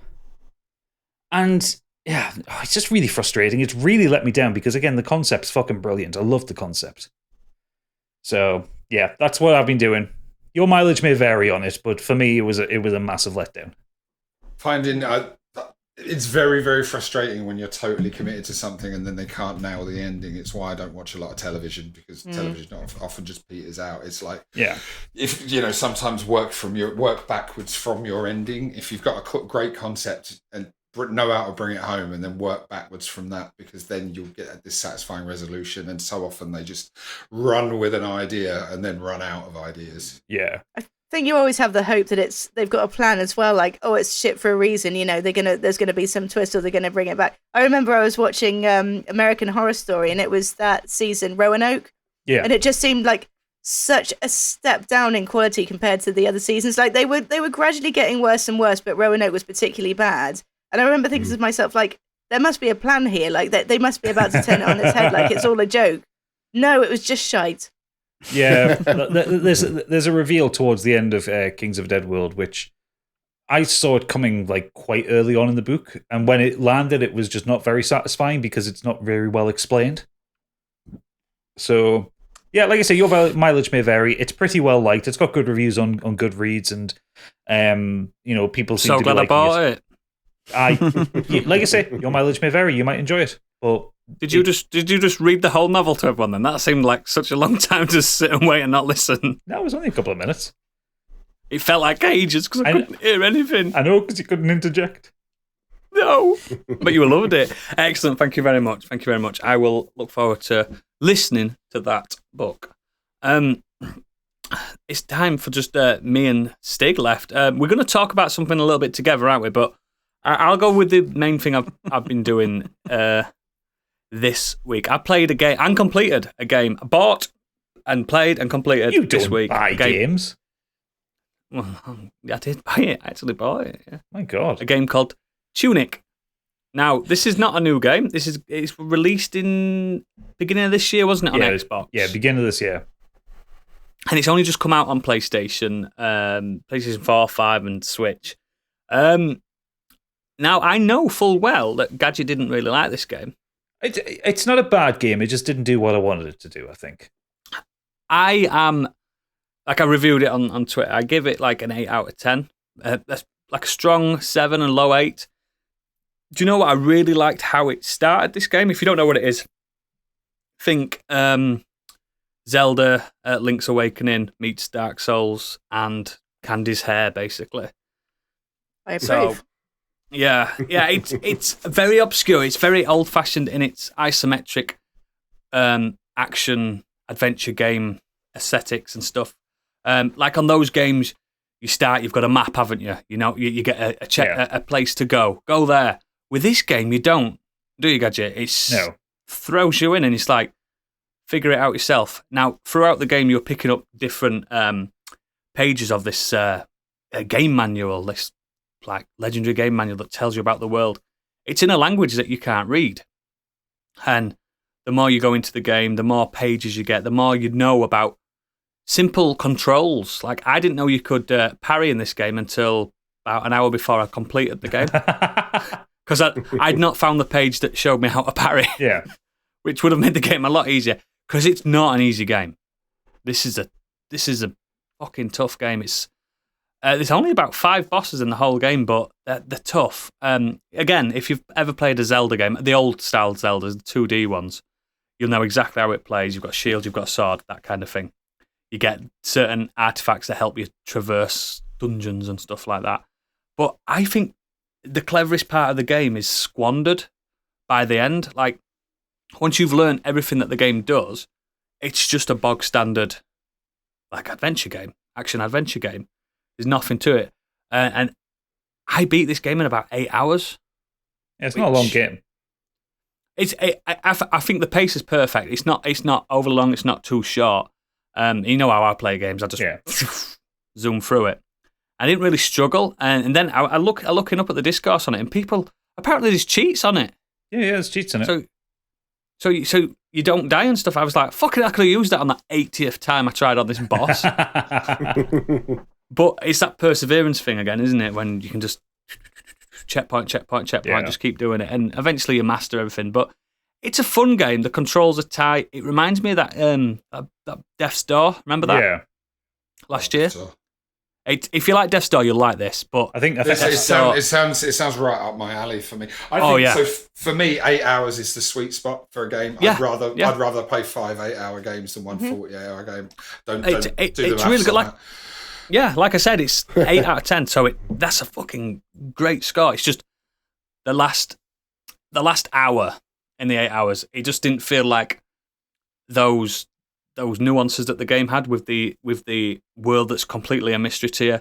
Just wasn't anymore. You understood the game mechanics so well. Kind of like Neo breaking the code. Do you know what I mean? You can just see through all the mechanics. And I was like, I wish there was some surprise right at the end. That'd have been lovely, but there isn't. I think my There's issue, 2 endings though. I think my issue with it, not that it's a bad game, it's a very good game. My issue with it is I guess it was the same thing with Death's Door. I kind of wanted a bit more Zelda, a bit less Dark Souls out of it. Do you know what, mate? I felt like that as well. I thought I'd rather it be Zelda, more Zelda than Dark Souls. It doesn't need to be Dark Souls. Because I remember when it was revealed at E3 a few years ago. And it was kind of pinned more as a Zelda-like game. And I think that's right. Yeah. I think if it had slightly more forgiving combat, for example, you die really easily in that game. I think you get like 3 or 4 hits and you're done. You're done for even at the end of the game. I mean, some of the early enemies just flat out one-shot you. Yeah, they do, yeah. I find one-shot is so cheap, even in the hardest games. Like, I know you want that challenge, but the one-shot is just, nobody ever enjoys that. Yeah. You should have heard the swearing that was going on when I was finishing Sekiro a few weeks ago. But the thing is with it, before you say anything, it's like you can learn how these one-shot enemies don't become a problem if you find the pages of this book that tells you how to beat them. That's the bit I wanted all the way through, right until the very end, even to the last boss. But the last boss is just the last boss. Yeah, I liked a lot of the components that they had in it, but I wanted it to feel more like an exploration adventure rather than a combat gauntlet. I think that's probably where it was. And this isn't a spoiler, but there's a twist about halfway through this game that I was aghast. I was taken up. I was like, wow, they've done this. And I was like, oh, that completely subverted my expectations massively. And I was like, yes. And that notched it up from a 7 to an 8, in my opinion. I was like, oh, that's fucking clever. This team, their next game is going to be a mind blower. I can see it already because this has got greatness in it. I mean, It's one guy. It's not a team. It's one guy. Yeah, that guy. That little fox is so cute. He's so cute. And he's got Link's clothes on as well. It's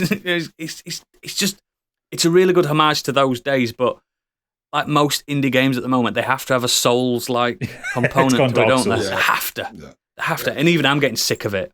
I was at EGX last week as well because I'm developing a virtual reality game at the moment, and one of the quick plug there, and you can see the link in my little window at this moment in time.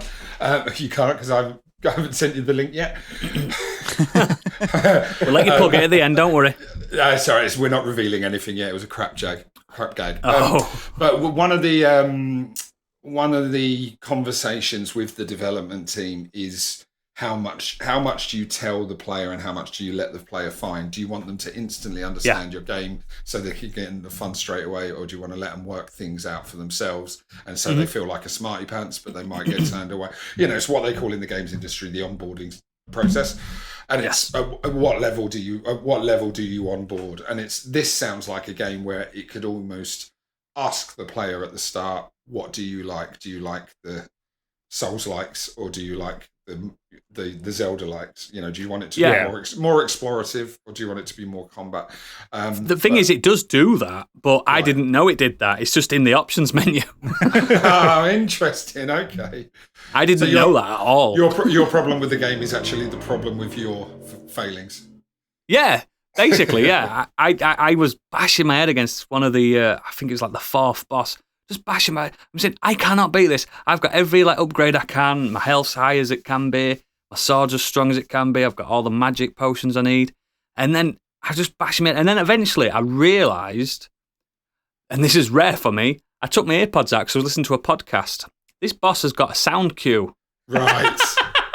And I beat it in one go. Teach you. I beat it in one go. So it was me. And after I beat this boss, I went searching a little bit further, earlier, and I found a page from this manual, and it says, listen to the boss. Listen to when he says, dodge this now. Yeah, basically. I was like, this is all my fault. And I just wish it did that right up till the very end. And apparently, there was an end game to it. Like, when I got the credits, it said, do you want to continue your quest? I was like, ooh. And then the world was slightly different. So I think there's more to it. So I'm looking forward to just going around a bit. If you like Link's Awakening and stuff on Game Boy and some of the old SNES action. Is it on games. Switch? What's it on? It's on everything. Okay, cool. That's going on my list. I'll grab that on Switch. I think you'll love it if you're coming from that kind of background as well. So the other thing, me and Stig kind of jumping on.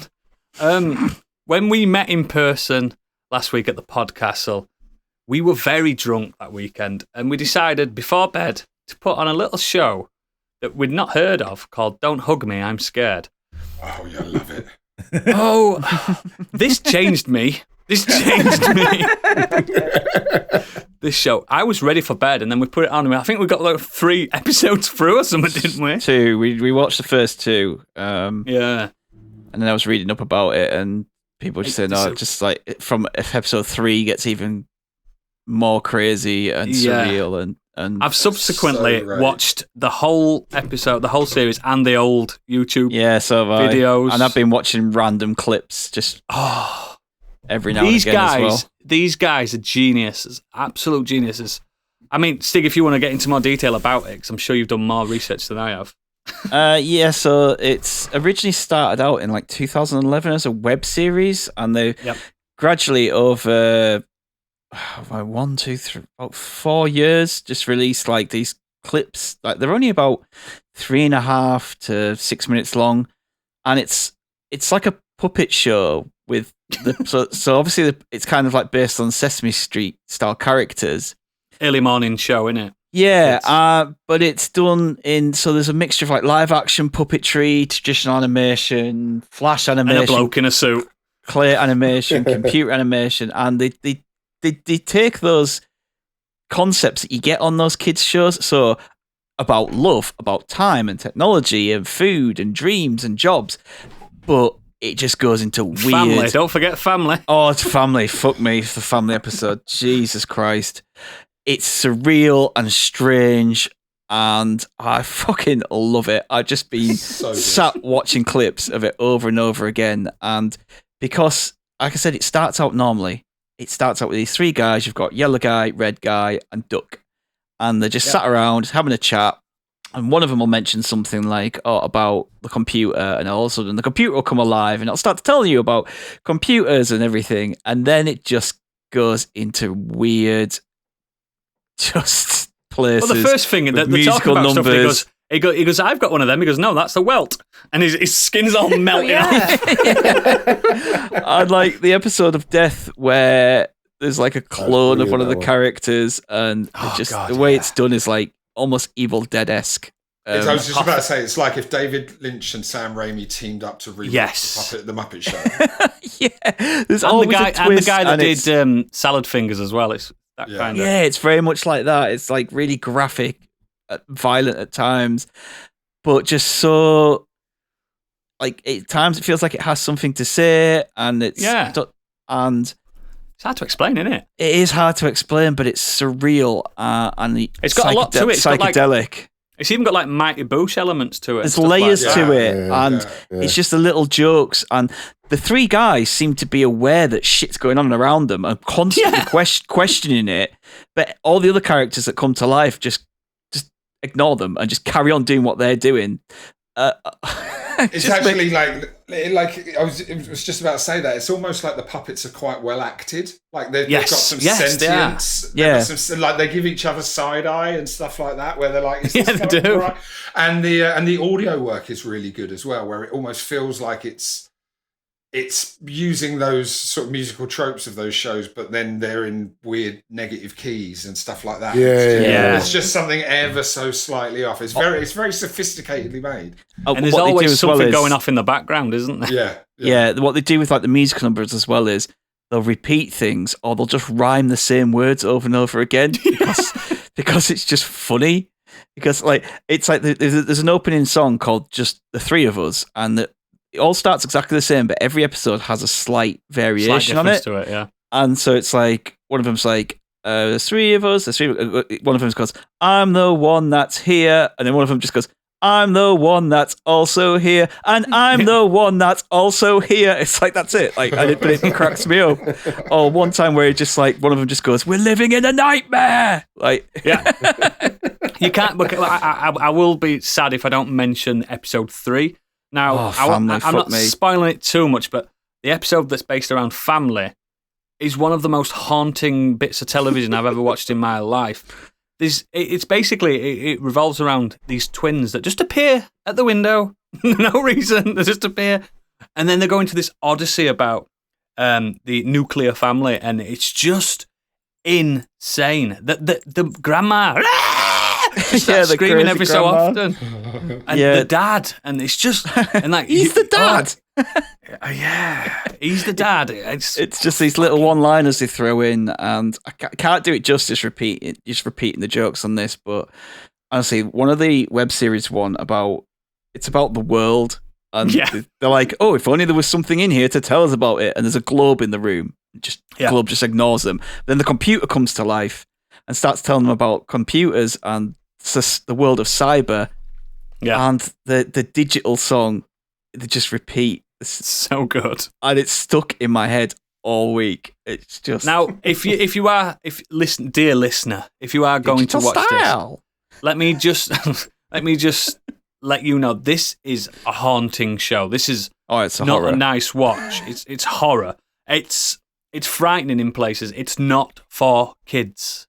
Like, I just want to let you know, don't put this on with your kids because it looks like it's for kids, but it's not. That second episode when it's talking about death and the duck dies, and then that little blob ends up forming, then becomes a third person of the group, and then it takes over the look and feel of the duck as well. So then it's like it's the three of us, and then the duck returns back from the dead, and then it's like, it's the four of us, and it's going, it's the four of us. You get the whole song, and then at the end, the duck just kills the other duck, and he goes, this isn't going to work out.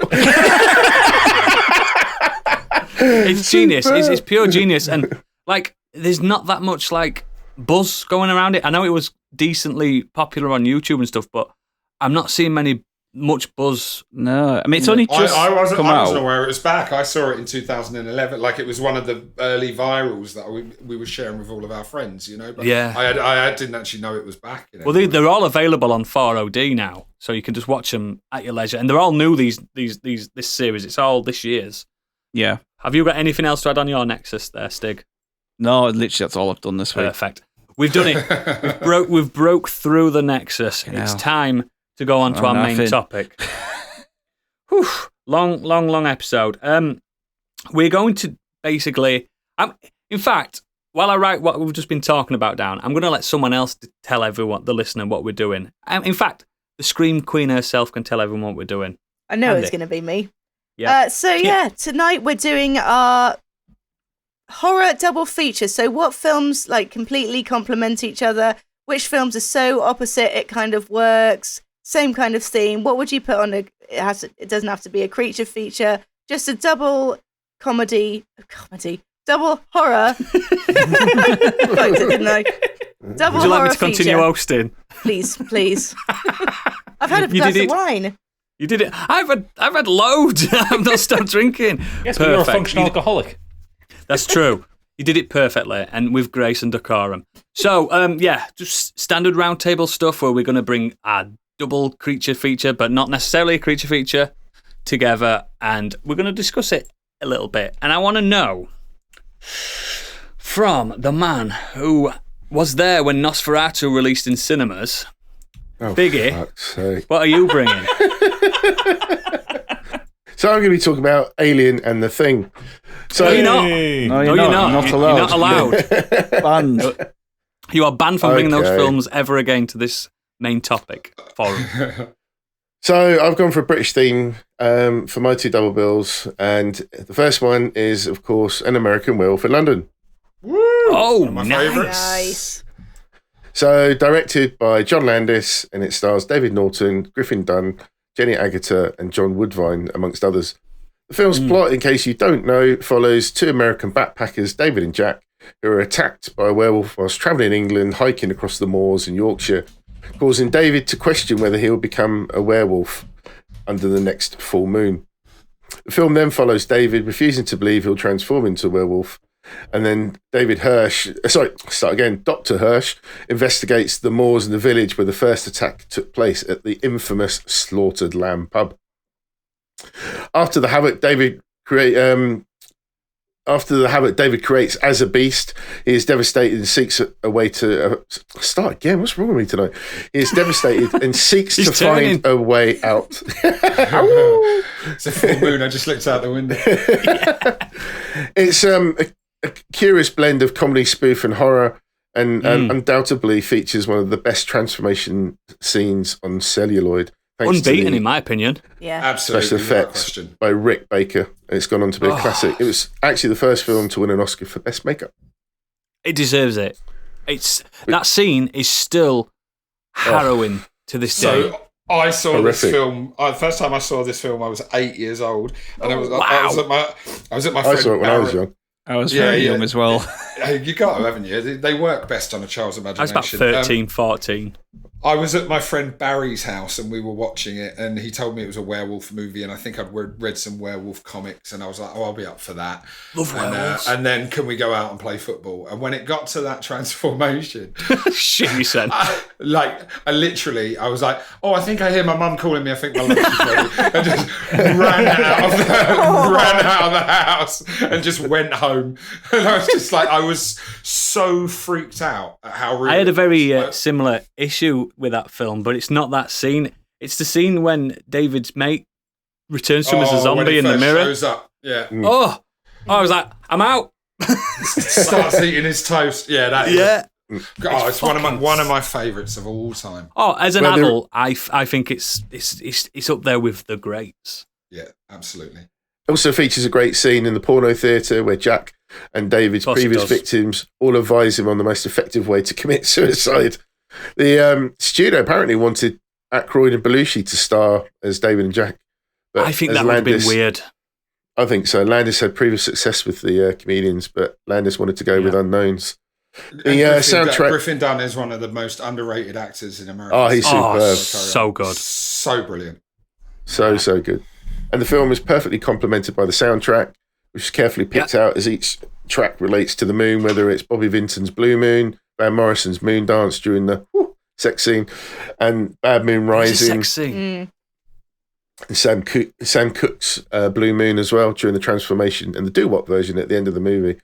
It's just fantastic. I've seen this film so many times, and if you haven't seen it, you're doing yourself a massive disservice. You must watch this movie. Would complement that film in your double feature there, Biggie? Or before you quickly go, one very quick anecdote is that when John Landis wrote the script, he was stationed in London before going off to the Korean War or something like that in service, and he was fascinated by all the theatres around Soho, but they were all showing Disney cartoons. So in the original script, it wasn't a porn theatre; it was a Mickey Mouse cartoon. And then when he went away to war, and then he came back, they'd all changed into porno theatres, and he was just like, I guess it's a porn scene now and not a Mickey Mouse film." That'd have been badass. Go on, what would complement that? So the following up is a different type, but I really like this when this came out. It's Eden Lake, and it's 2008. I've not seen this. It's a British horror thriller film, written and directed by James Watkins, and stars Kelly Riley, Michael Fassbender, and Jack O'Connell, amongst others. The Fassbender. So it stars the couple, Kelly and Michael, refusing to let anything spoil their romantic weekend breakaway. The young couple confront a gang of looters youths with terrifyingly brutal consequences. If you've ever been intimidated or disturbed by the younger generation, then this film will not only agree with you, but will ramp that fear right up. Does it hit home, mate? The O'Connell, as the gang leader, absolutely steals the film. He is a nasty piece of work. And you already know that the getaway is not going to go well and that they're going to have some absolute beef with these young kids. But from the beach scene onwards, the uneasy feeling just doesn't go away. Violence and torture soon follow. And Riley is fantastic as the heroine. But for those, unfortunately, looking for a happy ending to this movie, will be bitterly disappointed because it does not. No spoilers. End well. Nope.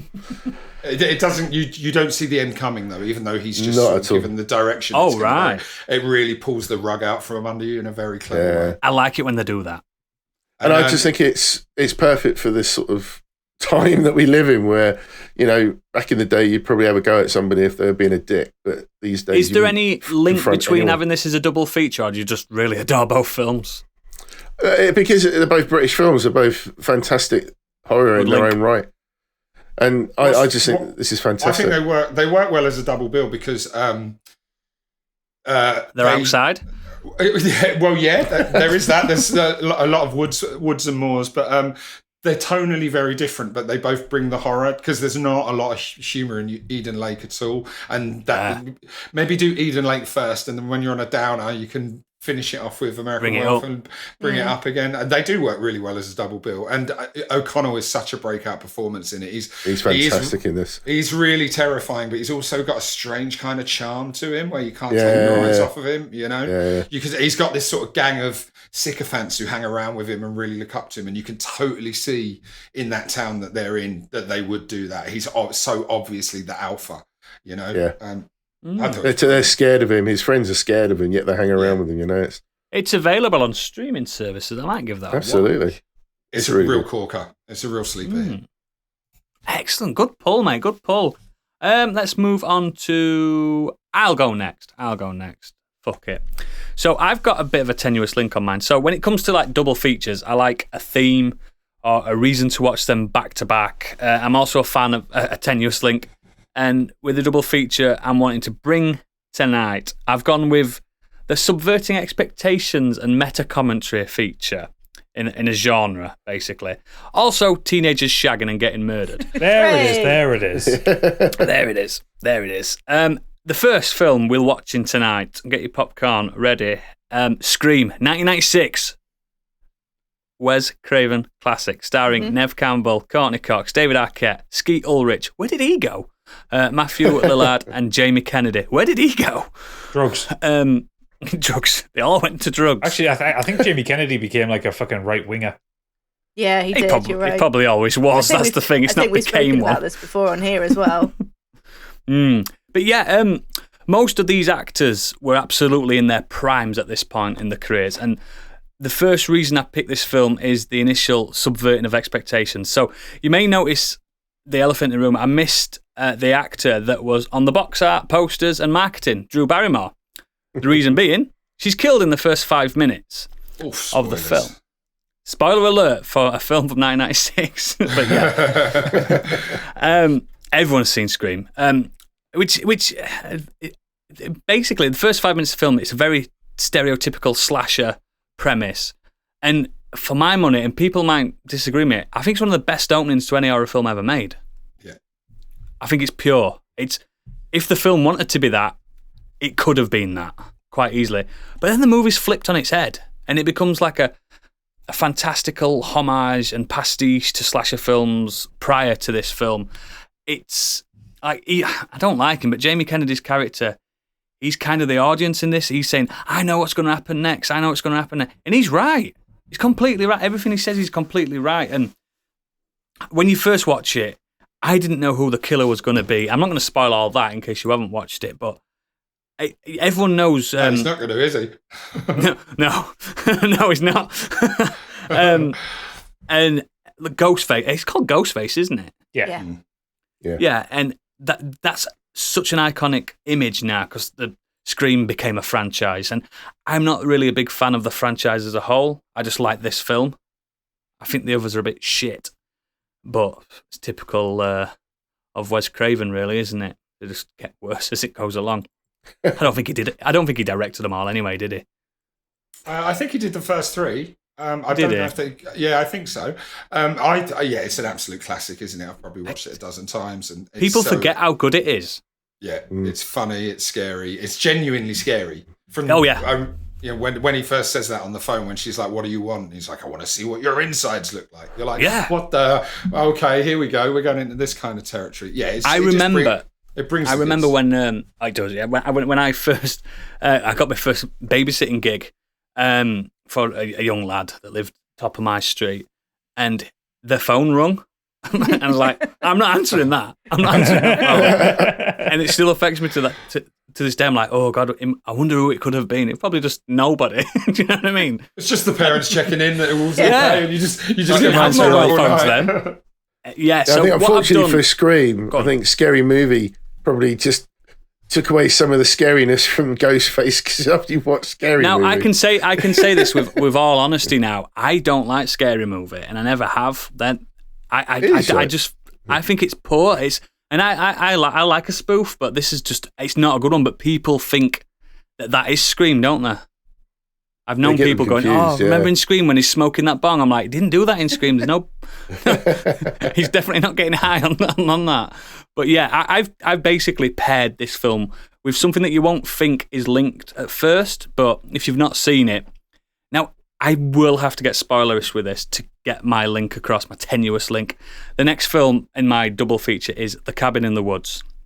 2011, directed by Drew Goddard, starring Thor Odinson, Kristen Connolly, Anna Hutchinson, Fran Kranz, and Jess Williams. Now, it's not really Thor, it's Chris Hemsworth, but before he was Thor, or was it during he was Thor in 2011? Of course he was. It was around the same time. Yeah, and guest starring the excellent character actor duo of Richard Jenkins and Bradley Whitford. They're fucking sensational in this film. And a late cameo by one of the classics, Sigourney Weaver. Now, it's linked to Scream of how it was marketed. So this film like Scream was marketed as a teen slasher set in a cabin in the woods. We've all seen those films before. Now, spoiler alert. This film is 40 minutes of that. But nobody actually dies in the first 40 minutes. What happens instead is the film flips it on its head and becomes a dark comedy, Lovecraftian horror, I'm a celebrity, get me out of here style meta commentary film. If you've not seen this film, this is one of the best twists in my opinion, because I didn't know this twist coming into this film.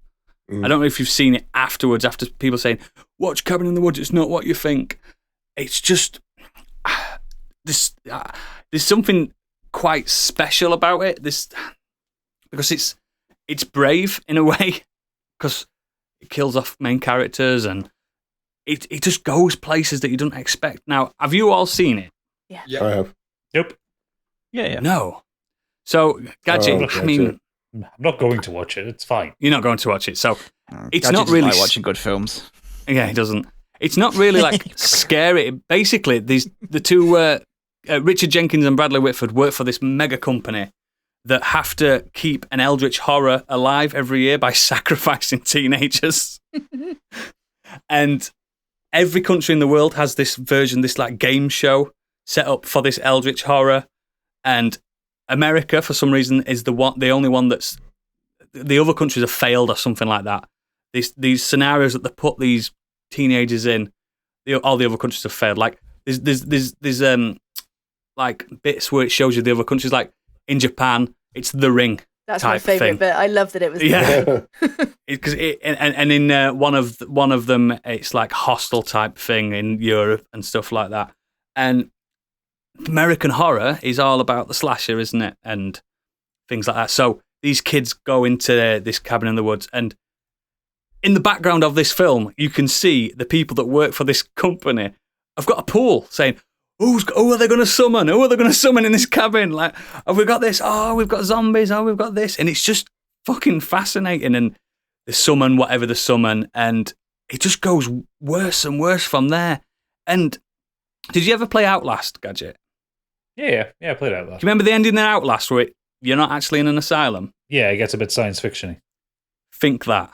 That's what this film does. Fair enough. They go underneath and find out everything, and there's so many horror cameos in this. We've got Cenobites in it. We've got aliens. We've got all the creatures from Left 4 Dead games in it. We've got fucking hell. We've got monster tarantulas. We've got fucking... I'm definitely out of it. Massive snake monsters. We've got fucking Guillermo del Toro style fairy pixie monsters and zombies. It's just... I think this film's sensational. Now, it is attached to someone we don't really name anymore because he's a knob. But it's just... I don't know. I think it's such a special... Do you guys like it? Yeah. I love it. I liked it a lot. I liked it a lot. Superb. I watched these two films back to back, not last night, the night before. And in that order, if you go Scream and then Cabin in the Woods, the meta commentary just continues to get higher and higher and higher and higher, and then to the point where it's like, fuck it, what is reality anymore? And it's just, I think it's a perfect little double feature. None of them, I mean, Scream's pretty scary, but Cabin in the Woods isn't that scary. It's still a horror film. But I just think they work really well in tandem together. So yeah, they've got that sort of knowing what they are, knowing the genre, respecting the audience's understanding of the tropes, and then playing with those tropes and stuff. So it's a really good double bill. I like when movies you think you know where they're going, and then they flip it on you. But that informs where you've got to. It isn't just like, oh, bang, and now it's a road movie. It's just like, you thought this was a knowing nod at the genre, but it is that for this reason, because it's this Eldritch horror. It's very good. It's really, really cool. Scream's my preference of the two, but mine too. Cabin in the Woods once, but I saw it at the cinema and I thought it was a great time at the cinema. The smart thing with Cabin in the Woods, well, I will watch because I've not watched it for years. I'm going, why are these? Because it does subvert. Because none of these kids are dumb kids. They're all like alumni of like. One of them's going to become a doctor, one of them's going to become a scientist, you know what I mean? They're all clever, and you think, why are they doing these stupid things when they're at the cabin that teenagers doing these things? But it turns out they're all drugged, you know what I mean, while they're there. They're all loosened, like, that's what the hormones are spread out, that's why they end up having sex when they shouldn't be having sex, and that kind. It's just so clever, and it's got, like, archetypes like the Harbinger of Doom when they pull up at the gas station for directions, and there's a creepy old man saying, don't go down that road! And then, as soon as the kids drive off, he's ringing to the company saying, did I do that well? Do you know what I mean? Because he's just an actor. It's just so fucking good. And them two together, he makes like a fucking fantastic double bill. So, they're mine. I want to know, Tuohy, what you brought, because I reckon with your so I'm going to twist it and I'm going to flip it. So do you mind if I go last and I'll explain why I wanted to go last? Mate, and how I flipped absolutely. things. Look, thank you very much. He's directing the show now. What an expert. Narcissist in me, sorry. You'll understand why when we get to mine. That's fine. Stig. So, I have gone for a classic creature feature double bill. Yep. And I've gone for two films from probably what I consider the best decade of horror for me. 80s. Yep. And I have... It's the 70s, but carry on. No, do you know why? I'm joking. Do you know why I like the 80s? Because it was a time of when clearly the effects budget went up for people, and they started to be able to do all these, like, you know, the gross things. The gross things, yeah. And they both of these films have those in. And it's The Howling and Fright Night. Oh, yes. And the reason I chose these is, again, because they both have you've got the classic kind of Universal monsters. One is a werewolf. The other feature is a vampire, and they're both pure 80s. And The Howling for me as well is, I know you've obviously talked about the American Werewolf in London, but The Howling has some amazing transformation sequences in it. It does. So the Howling is about after a kind of near-death encounter, a television newswoman sent to this remote mountain resort, and the residents may not be who they seem to be. Mm-hmm. And it just gradually, slowly, things start to turn from being quite normal, and then you see kind of one werewolf, and, you know, we're going to kind of spoiling these films, but eventually it's kind of a coven of werewolves up in this retreat. And I just love the way it looks. It takes a long time for it to kind of get going. I think it's about 45 minutes before you even see any sneak of a transformation or a werewolf. You kind of get a little bit of a hint at it at the start, but it's all in the shadows.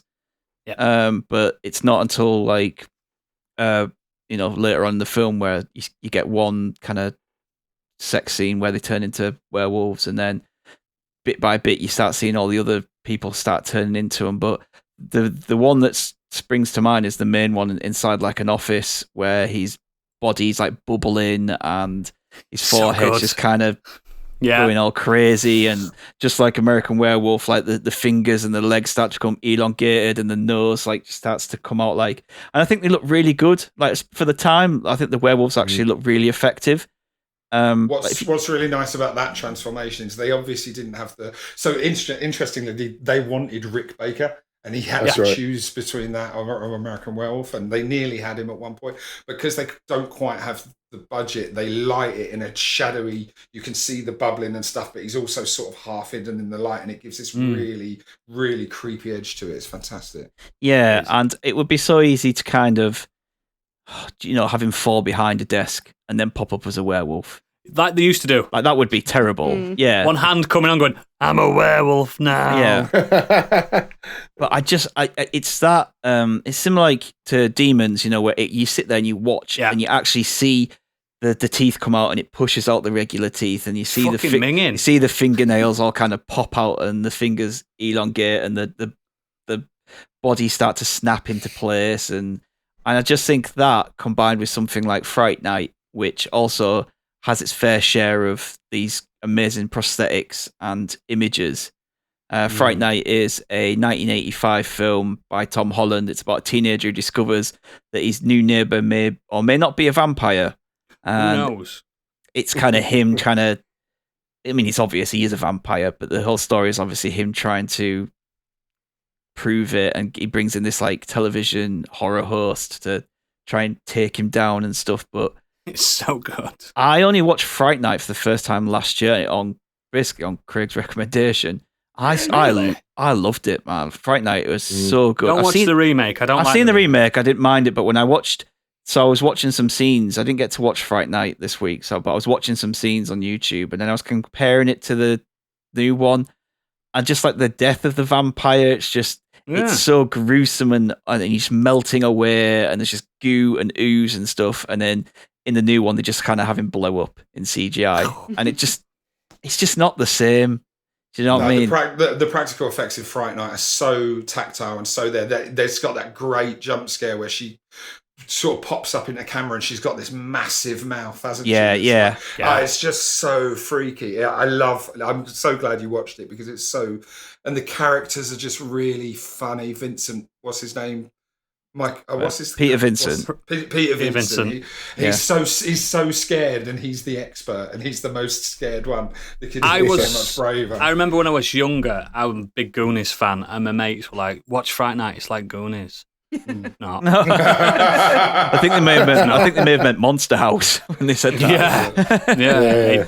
I still adore it, and I really disliked the remake. I just thought it lost all its soul in that remake. Yeah, a lot of them do though. Like that's what's lovely about these like 80s films. Yeah. I was originally going to choose this film and Nightmare on Elm Street Part 3, and I did actually rewatch that one, and it's not good, is it? It's not. Just thinking nostalgia's really pulled me through this film, despite the fact that there are a lot of real great prosthetic works on that.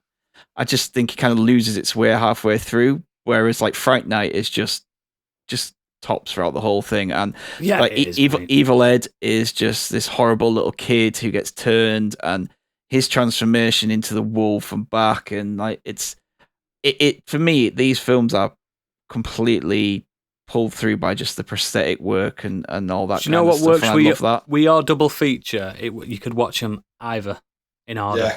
Yeah. Doesn't matter. You're gonna love them. Yeah, it's just like, man, I'm gonna go back through and start watching a lot of the 80s horrors with that kind of stuff. Do you know what I watched last night? House. Remember House? Oh, I love House. House 1, 2, 3 are a banging trilogy. House 3 is really good. Proper creature features, them ones. If you never watched them, Stig, get them. Yeah, I want to watch them, and there's a few others. I mean, like I've said this before, that Craig put me onto Demons, which, you know, Demons is so fucked up. Like they're not. We know like they're not great films, are they? But it's they are so much fun, and again, the transformation into the demons is just incredible. Like it's weird and awful as well. Just fingernails popping out of and stuff, but yeah, the Howling and Fright Night just work perfectly as those classic monster features, as well as being like pure 80s horrors that I love. Yeah. Excellent choice, Gadget. As a man, not a fan of horror. No, don't like horror films. I like horror games, but not really one for horror films. That's the weird thing about you. You like being in charge with horror, not being the passenger. Well, I don't really like horror novels either, or like horror fiction. It's like no, you like post-apocalyptic novels. Yeah. But like when it comes to horror, I like to be involved in it. I don't like to be a passive audience in it. Because you don't make those stupid mistakes. No, yeah, exactly. Plus, you know, sci-fi horror anyway. When it comes to video games, give me more Dead Space. Mm-hmm. Yes, please. But I racked my brains for this, and I found two, and they are, as you like oodles, tenuously linked. Perfect. And the tenuous link is low budget in a single location in the woods. Love it. Because we all love that one. The first one I'm going to talk about is actually, weirdly enough, the lower of the two budgets. Mm-hmm. But the more modern film, 2002's Dog Soldiers. Ooh, yes. Yeah. I watched this year because you mentioned it earlier in the year. I've never seen it before. It's a great film. I haven't spoke about this. It's fucking brilliant. Yeah. Mm-hmm. It's got Pertwee in it. Pertwee's in it. Yeah, that's solid Pertwee action, and Liam Cunningham. Yeah, Cunningham's in it. Yeah. Fucking hell. So yeah, it's good. So it was a 2002 action horror film. It was written, directed, and edited by Neil Marshall. The man was busy for this one, and it was his first film as well. One of those, I think it's a Pathé film or something like that. It's one of these kind of low, I think it's film 4. No, it's distributed by Pathé. Oh, is it? Yeah, low budget British films. Lowest of the low. Yeah, it basically involves a group of SAS guys being hunted by a werewolf, being stuck in a house, and them slowly all turning. And it's a great looking werewolf. It's a great looking werewolf. It's a rubber suit, but it's a great looking werewolf. It's not American Werewolf. It's not American Werewolf in London levels of quality. Spoilers. They're all rubber suits. There's no real werewolves. No, but rather it's no CGI is what I'm saying. Yeah. I thought they'd caught a real werewolf. We can only shoot on full moon, lads. Yeah. Come on, it's a tight shoot. This. Come on. I mean, bear in mind the film only had a budget of £2 million. That is mental. Because the costume design alone looks brilliant. Yeah, the costume design's great. And the setting. Yeah, so the whole story is a group of SAS soldiers are on a training mission up in Scotland. They happen across the very brutalized and very disemboweled leader of one of the other squads, who starts to tell them that they're being hunted by something when the hunting them starts to hunt them. I think the other squad is a more elite special force as well, which is, they're like, what's killed them? If they can kill them, we're fucked. Yeah. So it basically ends up with, 6 of them stuck in a very small house in the Scottish Highlands, with 1, maybe 2, maybe 3 werewolves hunting them. And they have to get out. It's fucking brilliant. It's, for a horror film, it's very funny in places. It is. Credit out there to the Geordie, Spoonie. Because there is a Geordie in it. And just the one overriding line when the werewolf is bearing down on him and it's got his teeth going, I hope I give you the shits. Yeah. The greatest line in any horror film. I'm not hearing anything else about it. But it's funny, it's charming. Sean Pertwee's brilliant in it. Liam Cunningham is brilliant in it. The special effects are good. The gore is suitably over the top. There's one point where I think one of the werewolves... blood really does splat out, doesn't it? There's one point where I think one of them's been killed in the back of a Land Rover and they open the back door and it's just like red jelly comes pouring out of it. It's over the top and mental, but it's a proper kind of, get to the morning kind of... Isn't it all shot at night as well? It's all shot at night. Yeah, I really like the film, and it's one I guess I don't really count it as a horror film. I feel it's more of an action film, but it's got some good tension in it, and it's inimitably charming. And again, it's one of those low budget pathé films that are just always worth watching because there's always a element of quality there. So the other film that I would have with this one, like I say, inextricably linked, single location in the forest at night, single house. It's Evil Dead 2. Yes. At least you picked 2. Which is, in my opinion, the first Evil Dead film. There's nothing. I mean, they're kind of the same. The first one. No. If you're going to say the first one's bad, each leave. Yeah, the first. No, I'm not. I think the second one is the best one. The second one is superior. Yeah. The first one is good for what it did, but it's. I feel like the second one's a remake of the first one. It is literally. It is. It absolutely is. The first one. So the first Evil Dead is the movie that made me want to be a movie maker. I saw that when I saw that when I was 9 years old, and I was like, "That's what I want to do for my life." I met Ted Raimi in Cannes earlier this year, and it's my Facebook profile picture because I never found out about celebrities, but I was like, "That's Ted motherfucking Raimi," and I was just like, "I have to have a picture with you." That's Henrietta. I think I watched them too late to really appreciate the first one. I was not young. I think it'd been more effective. I saw Evil Dead 2. It's so hokey. I saw Evil Dead 2 when I was a teenager, and I didn't see the first Evil Dead until I was in my 20s. And really? Evil Dead 2 for me is the better film. But 3. Let's.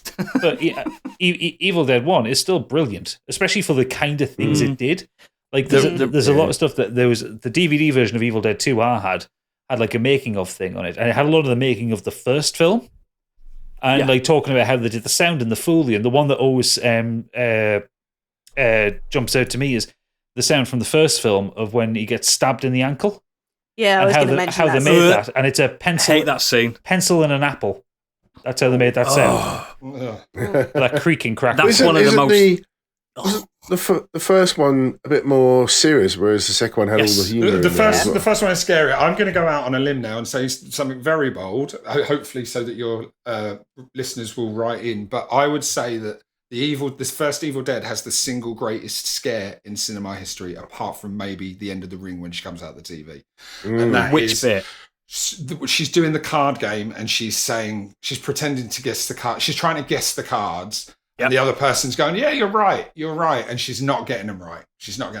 And then suddenly something comes over her and she starts getting them right. And she's like, oh, this is weird. And then she keeps getting them right. Yeah. And then there's this like reverse violin string on like across the soundtrack and it all goes into slow motion, but they didn't have the technology to shoot it in slow motion, so it's that shuddery 24 frames that's been sped up to 40 or slowed down to 48, and it gives us this shuddery feel, and she gets faster and faster, and she's guessing them before the other person's even revealing them. 2 of spades, 9 of diamonds, jack of clubs, and it gets eviler, and then she just flies into the sky and she's a zombie woman, and it is it's a great turn. I've never seen a better scare that's not a jump scare, it's a character-based moment.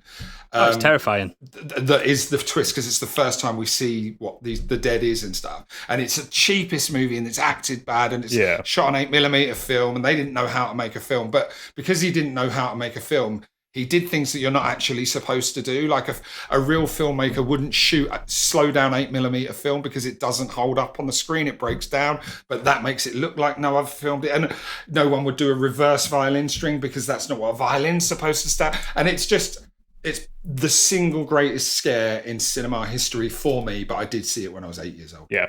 Well, so the Deadites look incredible anyway. Yeah. So Evil Dead 2, for those who haven't seen it, it is one of the classic 80s films. It is a remake of the original Video Nasty film that was Evil Dead. This one, as Craig was saying, that the first one's kind of not really a very well-made film. It does excellent things, but it's a pretty poorly put together film. Whereas the Evil Dead 2 is a remake of it. It's a competently made film because Sam Raimi, the director, had a lot more experience making a film by that point. It stars Bruce Campbell as Ash, the man with the greatest chin in cinema.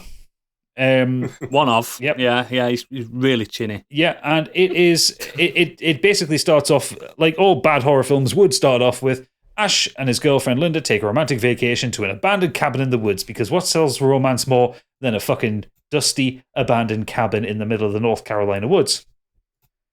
Nothing, really. Nothing. While they're there, Ash plays a tape of the archaeologist Raymond Nolby, the cabin's previous inhabitant, reciting passages from the Book of the Dead, the Necronomicon Ex Mortis. Don't say it. They'll fucking turn up. They will turn up. And yeah, shit kicks off then. Linda gets turned into a zombie, forcing Ash to kill her, like decapitate her and bury her. He tries to leave the next morning. The only bridge out of the area is completely destroyed because reasons. And he comes back. It becomes nighttime again. Linda's head reanimates itself, bites him in the hand. His hand gets infected. His hand tries to kill him. He chops his hand off with a chainsaw. And yeah, it just chaos unfolds from there. It just gets groovier and groovier from there. Yeah, it's one of the most memed horror films of all time, because it is effectively it's not really a comedy horror film, but it's incredibly funny.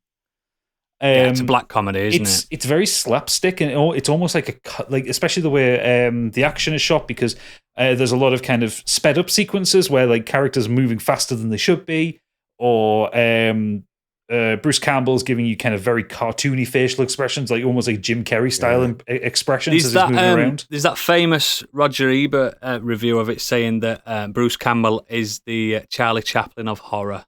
Yeah. Which makes so much fucking sense when you watch that film. Yeah, and it just gets insane. It just gets weirder and weirder as it goes on. The horror is reasonably gruesome. There's a lot of blood to the film. I love the scene where Ash is cutting his hand off because it's trying to kill him, and you've got that kind of shot. The camera goes in close to him, and the blood's spraying up in his face, and he's laughing like a maniac. It's so fucking creepy, because like for quite a lot of the film you assume Ash is going to turn into a Deadite, and I think there is one moment where he does, and then he gets pulled back out of it. Doppelganger, isn't it? Yeah. And then of course the film ends with the setup to Army of Darkness, which is cliffhanger. Which one of the strangest things, where to get rid of the Deadites, a portal is opened, and Ash and his Oldsmobile are thrown back to the medieval ages, where Ash is seen as the prophet to save them from the Deadites. I really dislike Army of Darkness. Why? Army of Darkness is great. It's camp fun. It's great. It's not horror, but it's camp as fuck. I'm with you. As Evil Dead and Evil Dead 2 are two of my favourite films, and and I was like, this is going to be one of the greatest trilogies of all time. And the third one has moments. It has some nice sequences, but it's so campy. It's so too much. It's way too much. That's why it's not marketed as Evil Dead 3. Yeah, marketed as Army of Darkness. But I bet when they were filming it was supposed to be. The studio probably made the decision because it doesn't quite hit but Evil Dead 2 is just brilliant. And again, it's really funny and it's really fast moving, but then when it has its moments, like when he goes down into the cellar, it's genuinely scary. Yeah. It's that reveal when the other people turn up the house, they're playing the tape, and you get the recording where the archaeologist says, "Oh, I read from the Necronomicon. My wife turned into this monster. I killed her and put her in the cellar." And Ash is like in the cellar listening through the floorboards. Yeah. And she's there. And the camera just kind of pans back, and there's Henrietta coming for him. Yeah. Someone's in my fruit cellar. Yeah. The problem it's a mixture of really well placed horror, but also really fucking funny. It is, but the problem I've got with it, fantastic. Sounds great. The sound is good. The problem I've got with it is now, because of how Army of Darkness exists and ended, now Ash versus the Evil Dead, he's that Ash, isn't he? He's more campy, daft, and I don't like where they took that character. If you get me, I mean, to be fair, Ash was pretty campy and daft in the first two films. Oh yeah, I know, but not as groovy as he was in Army of Darkness. And that's what. Have you watched Ash vs. the Evil Dead? Any of that? No, I've not seen it. Yeah.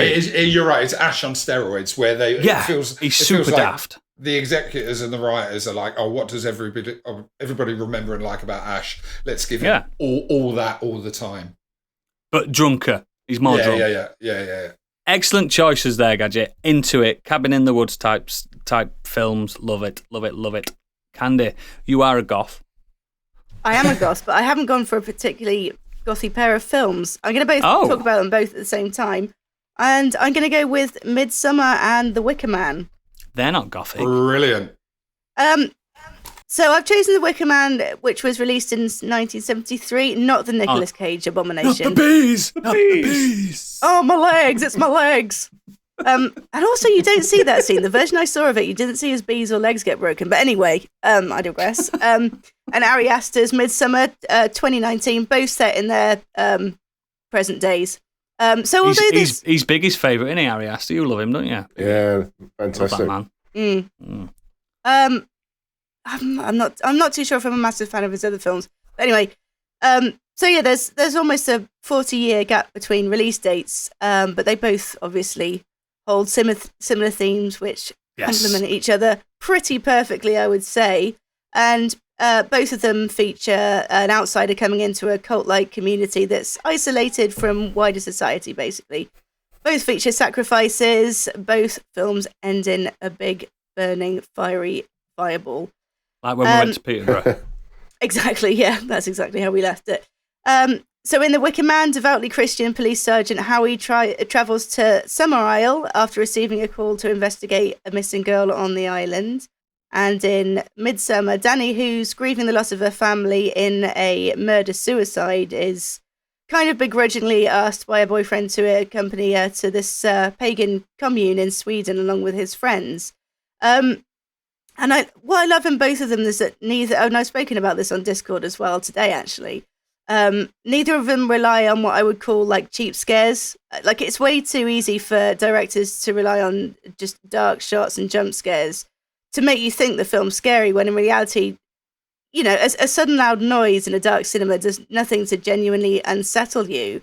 And both of these films take place predominantly in the daylight. In fact, Midsummer in particular makes a point of it being sort of high summer in Sweden, where the sun doesn't even really set. Yet the tone in both films remains kind of ominous enough to keep you on edge. In both the films, symbolic imagery is kind of scattered throughout, giving a little bit of foreshadowing to certain fates. Like Midsummer shows us runic symbols throughout. It's painted on walls. It's shown from a bird's eye view in terms of how the tables are set out. And at one point, it literally shows us the fate of one of the characters, and I won't spoil anything, but it does involve a sprinkling of pubic hair. Here's a I'm going to reveal. I've never watched Midsummer, and I know everyone says really good. It's brilliant, and I've never watched it. I've just never got around to it. It is very good. So Wicker Man as well. Paganistic sun flags are used throughout the backdrop of the Wicker Man Summer Isle. At one scene as well, it has the Christian sergeant questioning why the symbol of the phallus is being explained during a school class. And ultimately, like, both films are about ritualistic sacrifice, and I can't really get into the finer points of it without spoiling it. Although I suspect probably most people by now know what happens in The Wicker Man. or at the end of the Wicker Man. It's kind of spoiled on the DVD cover. I was going to say it's one of the most one of the most iconic images in cinema as well. And like you said, it's on the cover. You kind of know what's going to go down. The Iron Maiden Wicker Man song video, it spoils the whole film in that as well. Exactly. Which is weird, considering the song has nothing to do with the film. It's got nothing to do with the film. It's so weird, isn't it? They do that with the Wicker Man? Yeah, the Wicker Man. Of course it has. I've got a lot to say on this subject. I mean, so just so you know, horror would be my mastermind specialist subject, which is why I'm talking so much. But first of all, I'd like to ask you, because Wicker Man is probably in my top 25 all-time favourite movies. It's without a doubt in my top 10, I think. Yes. Where's the remake? Is that in your top? It's in my top 25 worst movies of all time. Yeah, absolutely, without question. The bees. But the video cut down of it on YouTube is in my top five favourite YouTube videos of just the highlights of him roundhouse kicking young women in the face. I was going to ask you, because Wicker Man is one of those ones that I always think might not have held up because it's so old, and you're a younger generation, and Midsummer's very modern, and I wanted to ask you which you prefer. Oh, that's a very good question. You're on the spot. I would say, for me, it's the Wicker Man, but then I appreciate Christopher Lee so hard in that film. I appreciate him anyway. I think as well, being British as well, you can relate to it just a little bit more easily than you can sort of a Swedish, Americans travelling to Sweden as well. Like Summerisle, it's an island off Scotland, isn't it? And they're speaking with British accents and everything, and it is believable to think that an island, even now, like some of the Isles of Jersey and everything, they do seem very old fashioned. So I think when I leave Yorkshire, I feel like everyone around me could have potentially become a Wicker Man cult.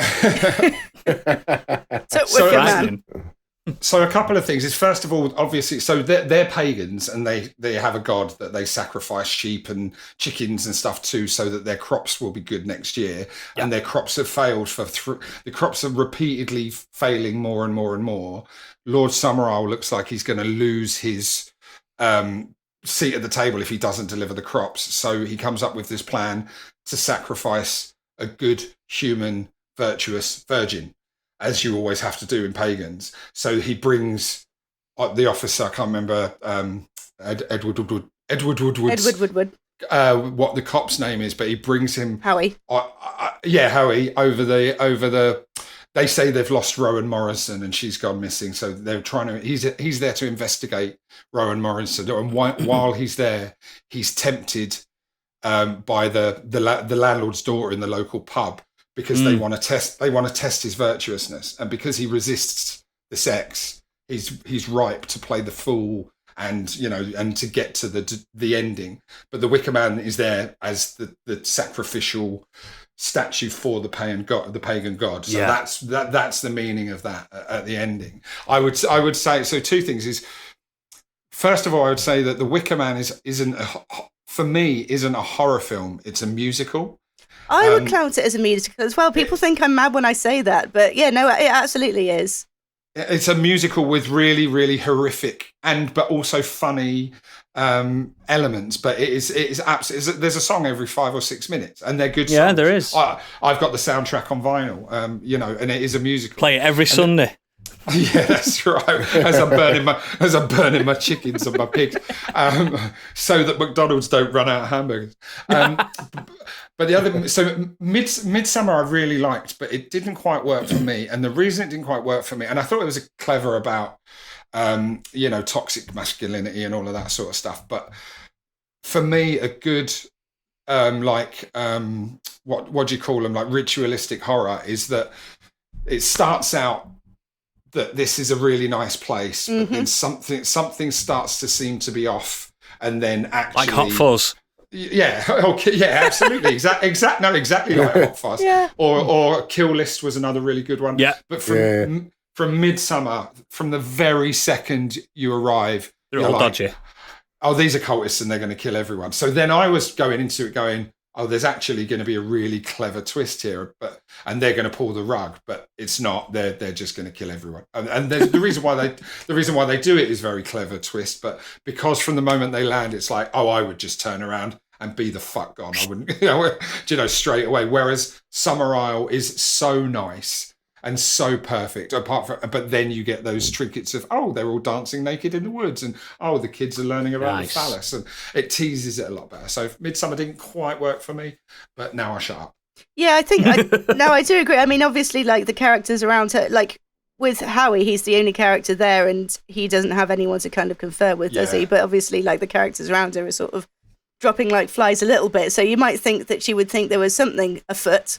But I think, it's just the way the characters, they're sort of groomed differently, aren't they? In terms of what they're trying to get out of it. Like the Wicker Man brings us the victim brought in on false pretenses, although he is sort of considered what they would consider a willing victim. His decisions have kind of been steered by the locals, haven't they? Whereas they literally dress him as Punch at the end, because he's the fool. Yeah, Punch and Judy. Yeah. And then Midsummer, obviously, the cult were kind of tipped off by this friend of Danny, the main woman, that she is a vulnerable person and she could easily be manipulated. But then, the circumstances led to her feeling kind of betrayed by her friends. And the locals, they act like a new family, whereas the locals, I mean, I wouldn't say they're welcoming on Summerisle in the Wicker Man, but they're not particularly unfriendly, are they? But, well, no, they're all like, you can sense something slightly off, but they're all like, whatever you need, we're here to help. Like, what do you want? And go to our house. And it's like they're not trying to impinge on his investigation. They're trying to actively help, but you sort of sense that they're leading him on a merry dance. It's really clever. It's really, really clever. Yeah. And like I said, one of my top, without a doubt, one of my top films of all time, I think. Yeah, great, and it's like nothing else. Yeah, brilliant choice. Brilliant. I think hotly anticipated as probably the greatest moment in podcasting history. You're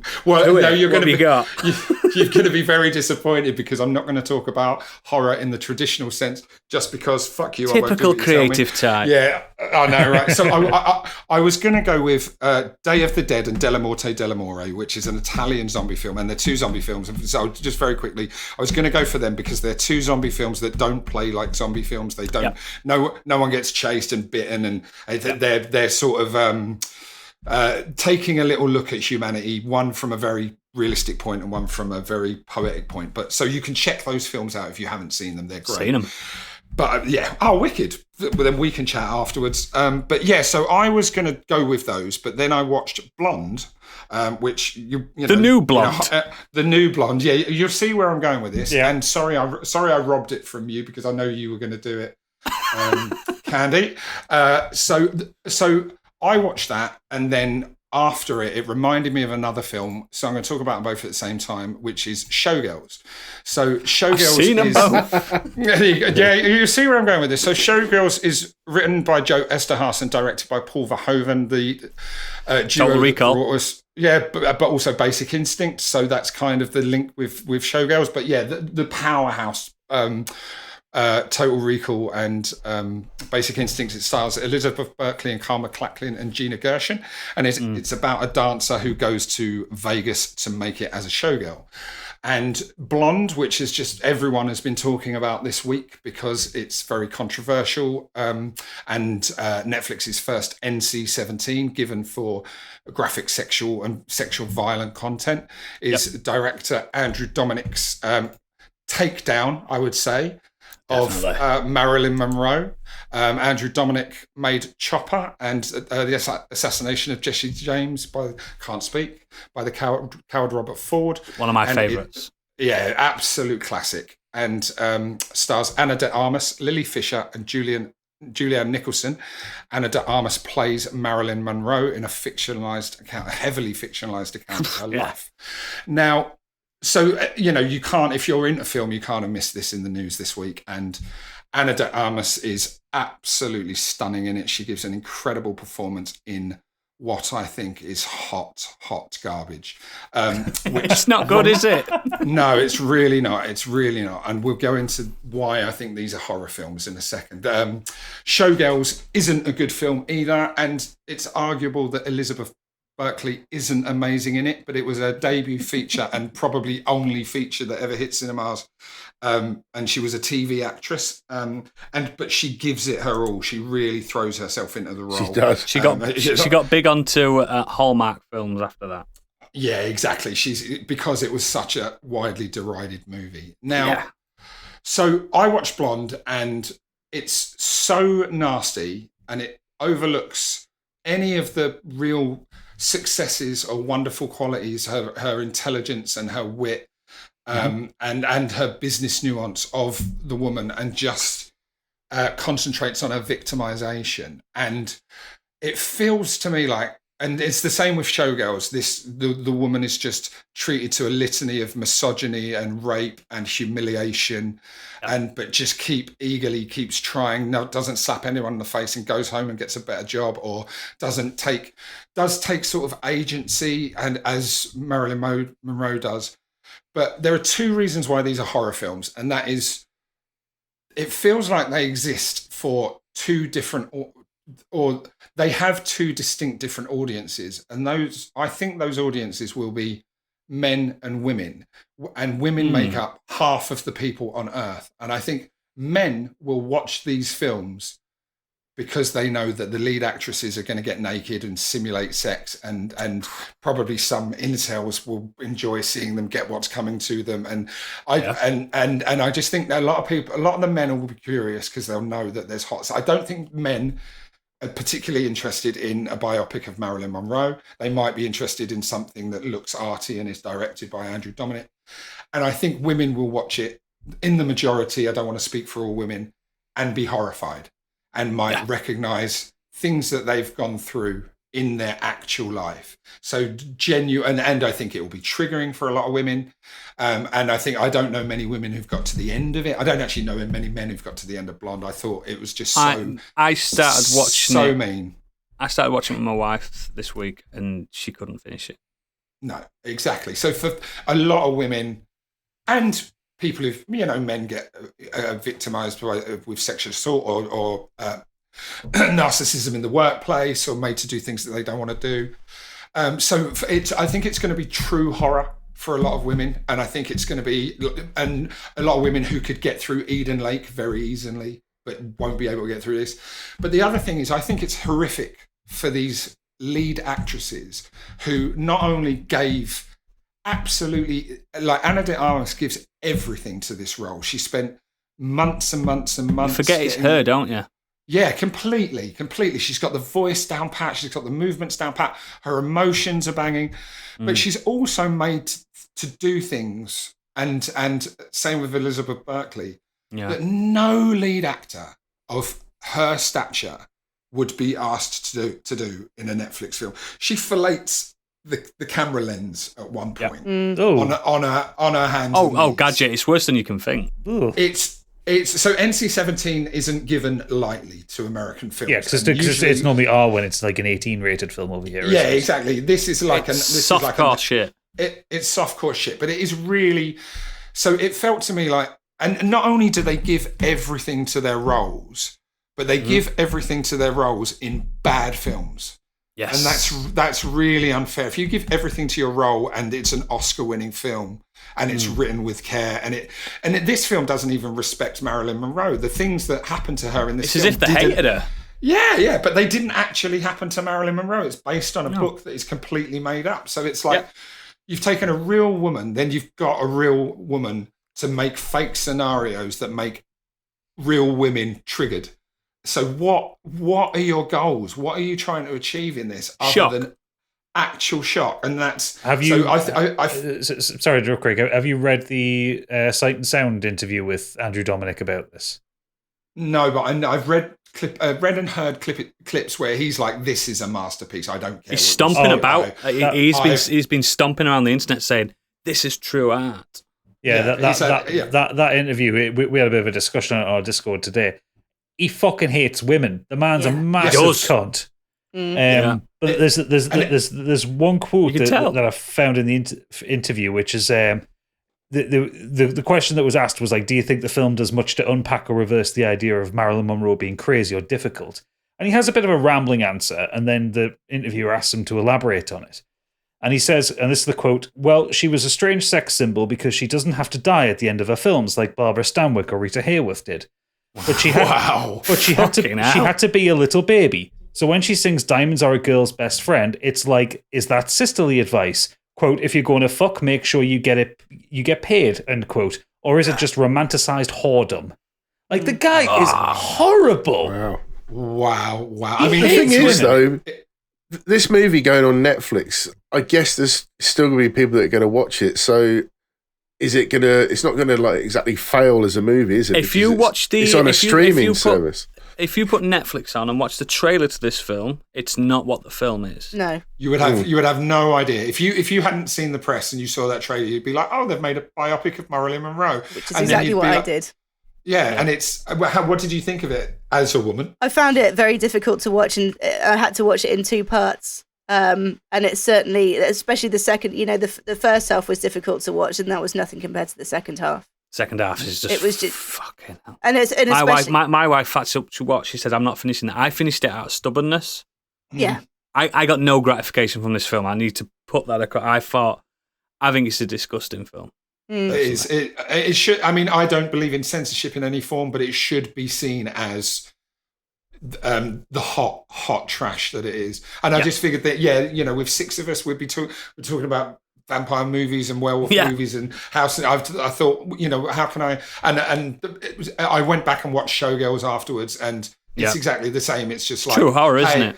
It's true horror. It's just the actress is given a role in a bad film made by men who don't like women. Yeah, it's sad as well. The Metascore for it's as high as 49. It's. I think I have a problem. More, I mean, not just the problem with like the content of what will be in the film. I'm not going to watch it. I'm going to, out of principle, I'm not. But I think the biggest problem I have with it is that this is a dead woman, and they're fictionalizing a version of her life. Like there are films with horrible shit in that can be triggering for people, regardless. But they're based on fictional people. It's original characters. This woman existed. Mm-hmm. She was real. She had feelings. Mate, the problem with the film is they don't respect the person that existed. No, well, he's already said in the interview that he doesn't. Pretty much in the interview, he pretty much said he doesn't care. Yeah, I think not so many words, but that's how it comes across anyway. But it does fit the remit to it, and I think you brought out valid points that did need discussion, and I do thank you for that.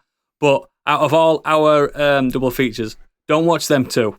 True horror, actual horror. Yeah. Excellent. So on a lighter note, our listeners, please tell me they aren't bring things up like this. No. They brought up some classic things which will just give you a nice little shock and won't make you feel sick to your stomach. So we'll start with Xenos, saying, I don't have much feedback for this one. I don't really do horror films. But in a general sense, probably Pan's Labyrinth. I had to watch it for A-level Spanish. In terms of how I felt about the time was when I was 7. Someone copied this in wrong. I'm just lost in what he's written. In terms of how I felt about the time, and then it just goes, when I was about 7, I pestered my mum to let me watch a Star Wars film, and she rented a copy of one of them from the shop near us. It had not been rewound and started in the Rancor pit scene under Jabba's palace. I know it's not actually supposed to be scary, but I've never actually bothered to watch the films because of that experience. All right then. It's funny what scares kids, isn't it? When it's supposed to be like a non-scary film. Like I remember watching Charlie and the Chocolate Factory, which it's not supposed to be a scary film, and it wasn't the boat scene. We have no way of knowing where this boat is going. I was all right with that. It was when she turned into a blueberry. The fucking chicken head's being cut off. I didn't get that far. That's in the boat scene. Do you know what film scared me as a kid? And it's a family film. The film Teen Wolf. Do you know when at the beginning when he's playing basketball and they all huddle him and he goes and he comes out as a scary wolf, but he's not even scary. He's just a man. It's like Robin Williams' arms. You know what I mean? I couldn't watch Teen Wolf as a kid. It's a fucking kids' film. So a good double bill for, well, not if you don't like horror films, but The Devil's Backbone, which was also Guillermo del Toro before Pan's Labyrinth, which is very well made. It's quite nasty in places, but it's not necessarily more of a spooky horror, but with quite gory moments. But it's a very good film. I do really like Pan's Labyrinth. It's not an especially scary film, but it's got a lot of these like fantasy horror elements. Themed, isn't it? That Del Toro is so good at. I found it quite horrific when I saw it, actually. I would say that it was very It scary. gave me nightmares. Yeah. I went to cinema to see it. I came home and I had the same nightmare. I found the Nazi stuff more horrific than the actual monsters. That's what I mean. It wasn't even a fantasy. So do I. I mean, this guy, he's scary. What, you mean Mitch McConnell? That's the guy. Yeah. Anyway, moving on. Lee Davies has said, I'm going to say Evil Dead 2 and American Werewolf in London. I'm not really into scary films, so I've picked two of the more comedic end of the scale. They're both films from the 80s, which is probably the golden era of horror movies, at least for my tastes. He's clarified that for you, Craig. Evil Dead 2 is in my top 10 movies of all time. Well worth it. I've watched it so many times. Bruce Campbell is on excellent form in this with a number of iconic lines. American Werewolf is fantastic too, and that transformation scene is still the best ever. Also, Jenny Agutter, swoon. Yeah, sex scene in that. So, have we got any more? Yep. John Cheetham, the man who makes me pronounce horrible things because I can't do Eastern names.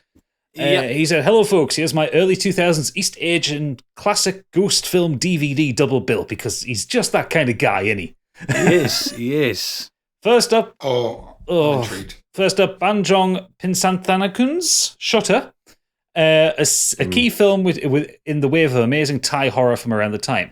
It's about ghost photography. Well, actually, it's about violence, shame, and betrayal. But this in the true Thai horror tradition of ghosts representing personal failings and inescapable past transgressions, as opposed to J-horror's themes of social ills or the folklore of ghosts in Hong Kong cinema.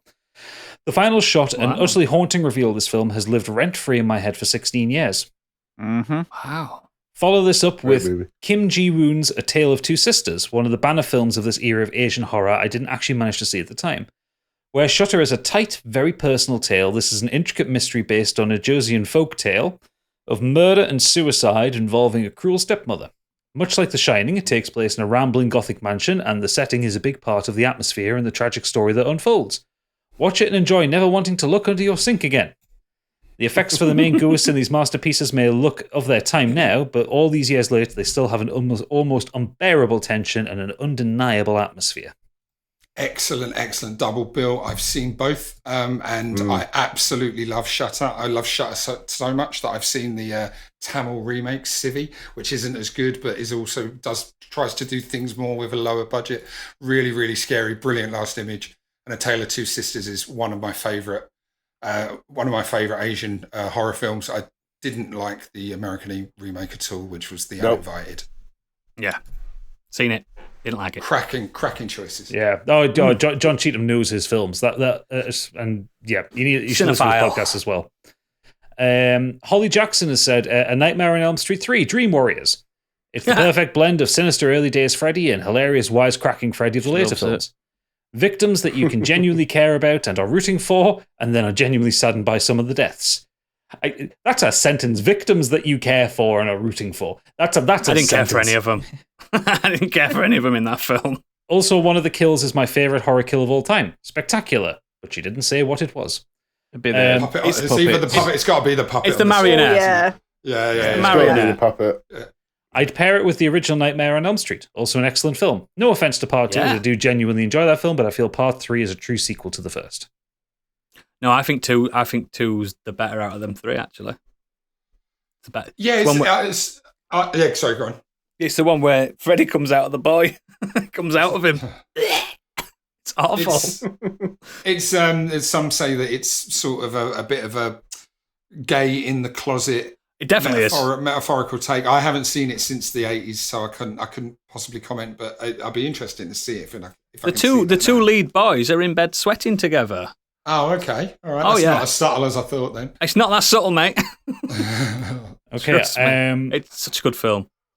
Biggie, you're going to like this one. Newton Thomas has said, even though they aren't connected, the two horror films I tend to always want to watch, one after the other, are American Werewolf in London and John Carpenter's The Thing. Both have amazing practical effects that still hold up today, and I pretty much watch them on an annual basis. I love both films, but it's a weird double feature, that one, in my opinion. I love them both, but like the Thing is isolation, fear, and American Werewolf in London is shock. Yeah, you want to put Alien with The Thing, don't you? alien with the thing. That's how you do it, isn't it? Isn't it, Biggie? Isn't that how you do it? It would if I was allowed. You're not allowed to. Just bring it up every episode. But then I like the next one because this is a fantastic choice as well. If you love The Thing as much as it sounds like you do, have you read the book, the book sequel, The Thing itself? No, I haven't. Okay, so The Thing itself is like a philosophical follow-on to The Thing, and it's about a guy in a psychiatric unit who he's a survivor from another outfit out in Siberia, and nobody believes what's happened to him, so they lock him up, and then he gets a strange visitor who might be from The Thing's planet, and he goes on a Carl Jungian journey through time. That's badass. Where every element of his journey explains one more of Carl Jung's philosophical theories, but through the universe of The Thing. It's one of the weirdest books, and it's only sort of slightly tied into The Thing, but I'm bang into it. I've read it 10 times. It's absolutely brilliant. Wow. Noted. Okay, add that to your Christmas list. Last up, we have Björk Pruschmeiser, who said, I've done the Ari Aster double bill a few times now. First Midsummer while it's still bright outside, then Hereditary when it's dark. I love his style and the way he uses human stories of grief as horror elements. I think it works particularly well with the day and night settings, as Midsummer is so bright and everything happens in daylight, and Hereditary is such a contrast because a lot of it is so dark and cold. Yeah, I get that as a double bill. Hereditary just didn't hit for me. Especially up until the end. It goes crazy at the end, doesn't it? Yeah. The end's what ruined it for me. Yeah, that's what I mean. Ruined it for me as well. I mean, I like it. I appreciate it. You're just a big Ari Aster stan, that's why. You know, the famous scene halfway through, and that kind of lost me, but I stuck with it. And then it was the final scene. I'm like, oh, for fuck's sake, no. It's the build-up. If you have to watch Hereditary a couple of times to appreciate the build-up to the ending. Well, the build-up's great, but what it builds up to that is shown throughout the movie. Crap. There's a lot of stuff in the background that you might miss. It's very good. I love it. I think it's very cool. Thank you for that feedback, listeners. So, as always, links to all our extracurricular activities are in the show notes and at modernescapism.co.uk. And please consider becoming a patron to help support our endeavour. Next week, Candy will be issuing us all homework, I believe. Do you care to elaborate? I've got some crackers for you. So, like you said, I'm setting you all homework.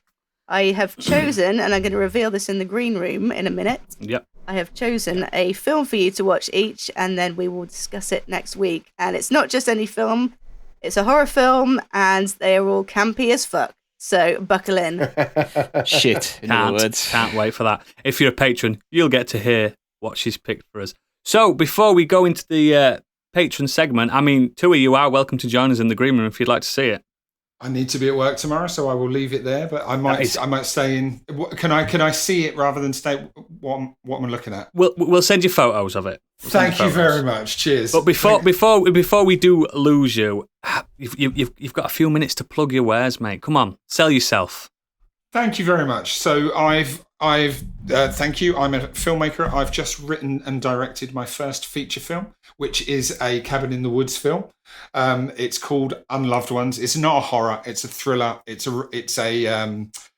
home invasion movie to a family. A family is taken hostage, which is your standard setup for a home invasion movie. But they're taken hostage, and rather than being tortured, the hostage takers make the family torture them. Ooh. And you don't really understand what's going on, but slowly we reveal what the reasons are before we hopefully pull the rug out from under you and give you a nice big twist ending. It stars Jamie Winston, Ray Winston's daughter. We're just finishing post-production now, so it should be with you on one of the streaming services early in the new year.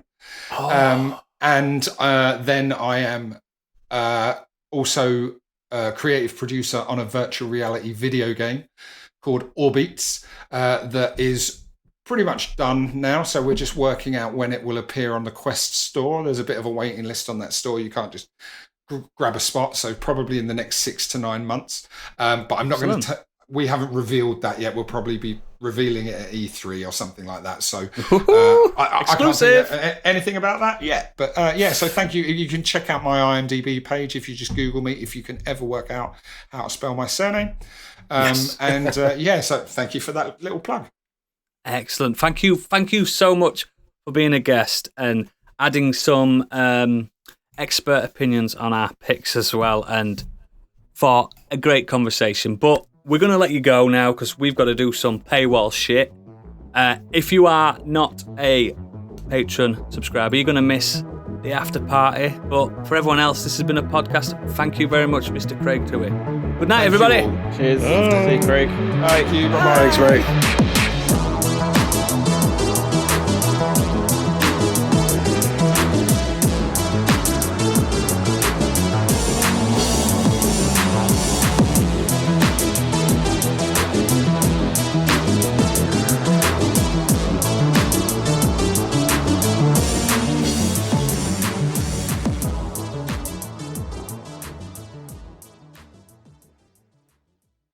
How the fuck do I log out of this shit? Just press the red button. Red button at the bottom. Oh, there it is. Yeah, thank you. Bye-bye. See you later, mate.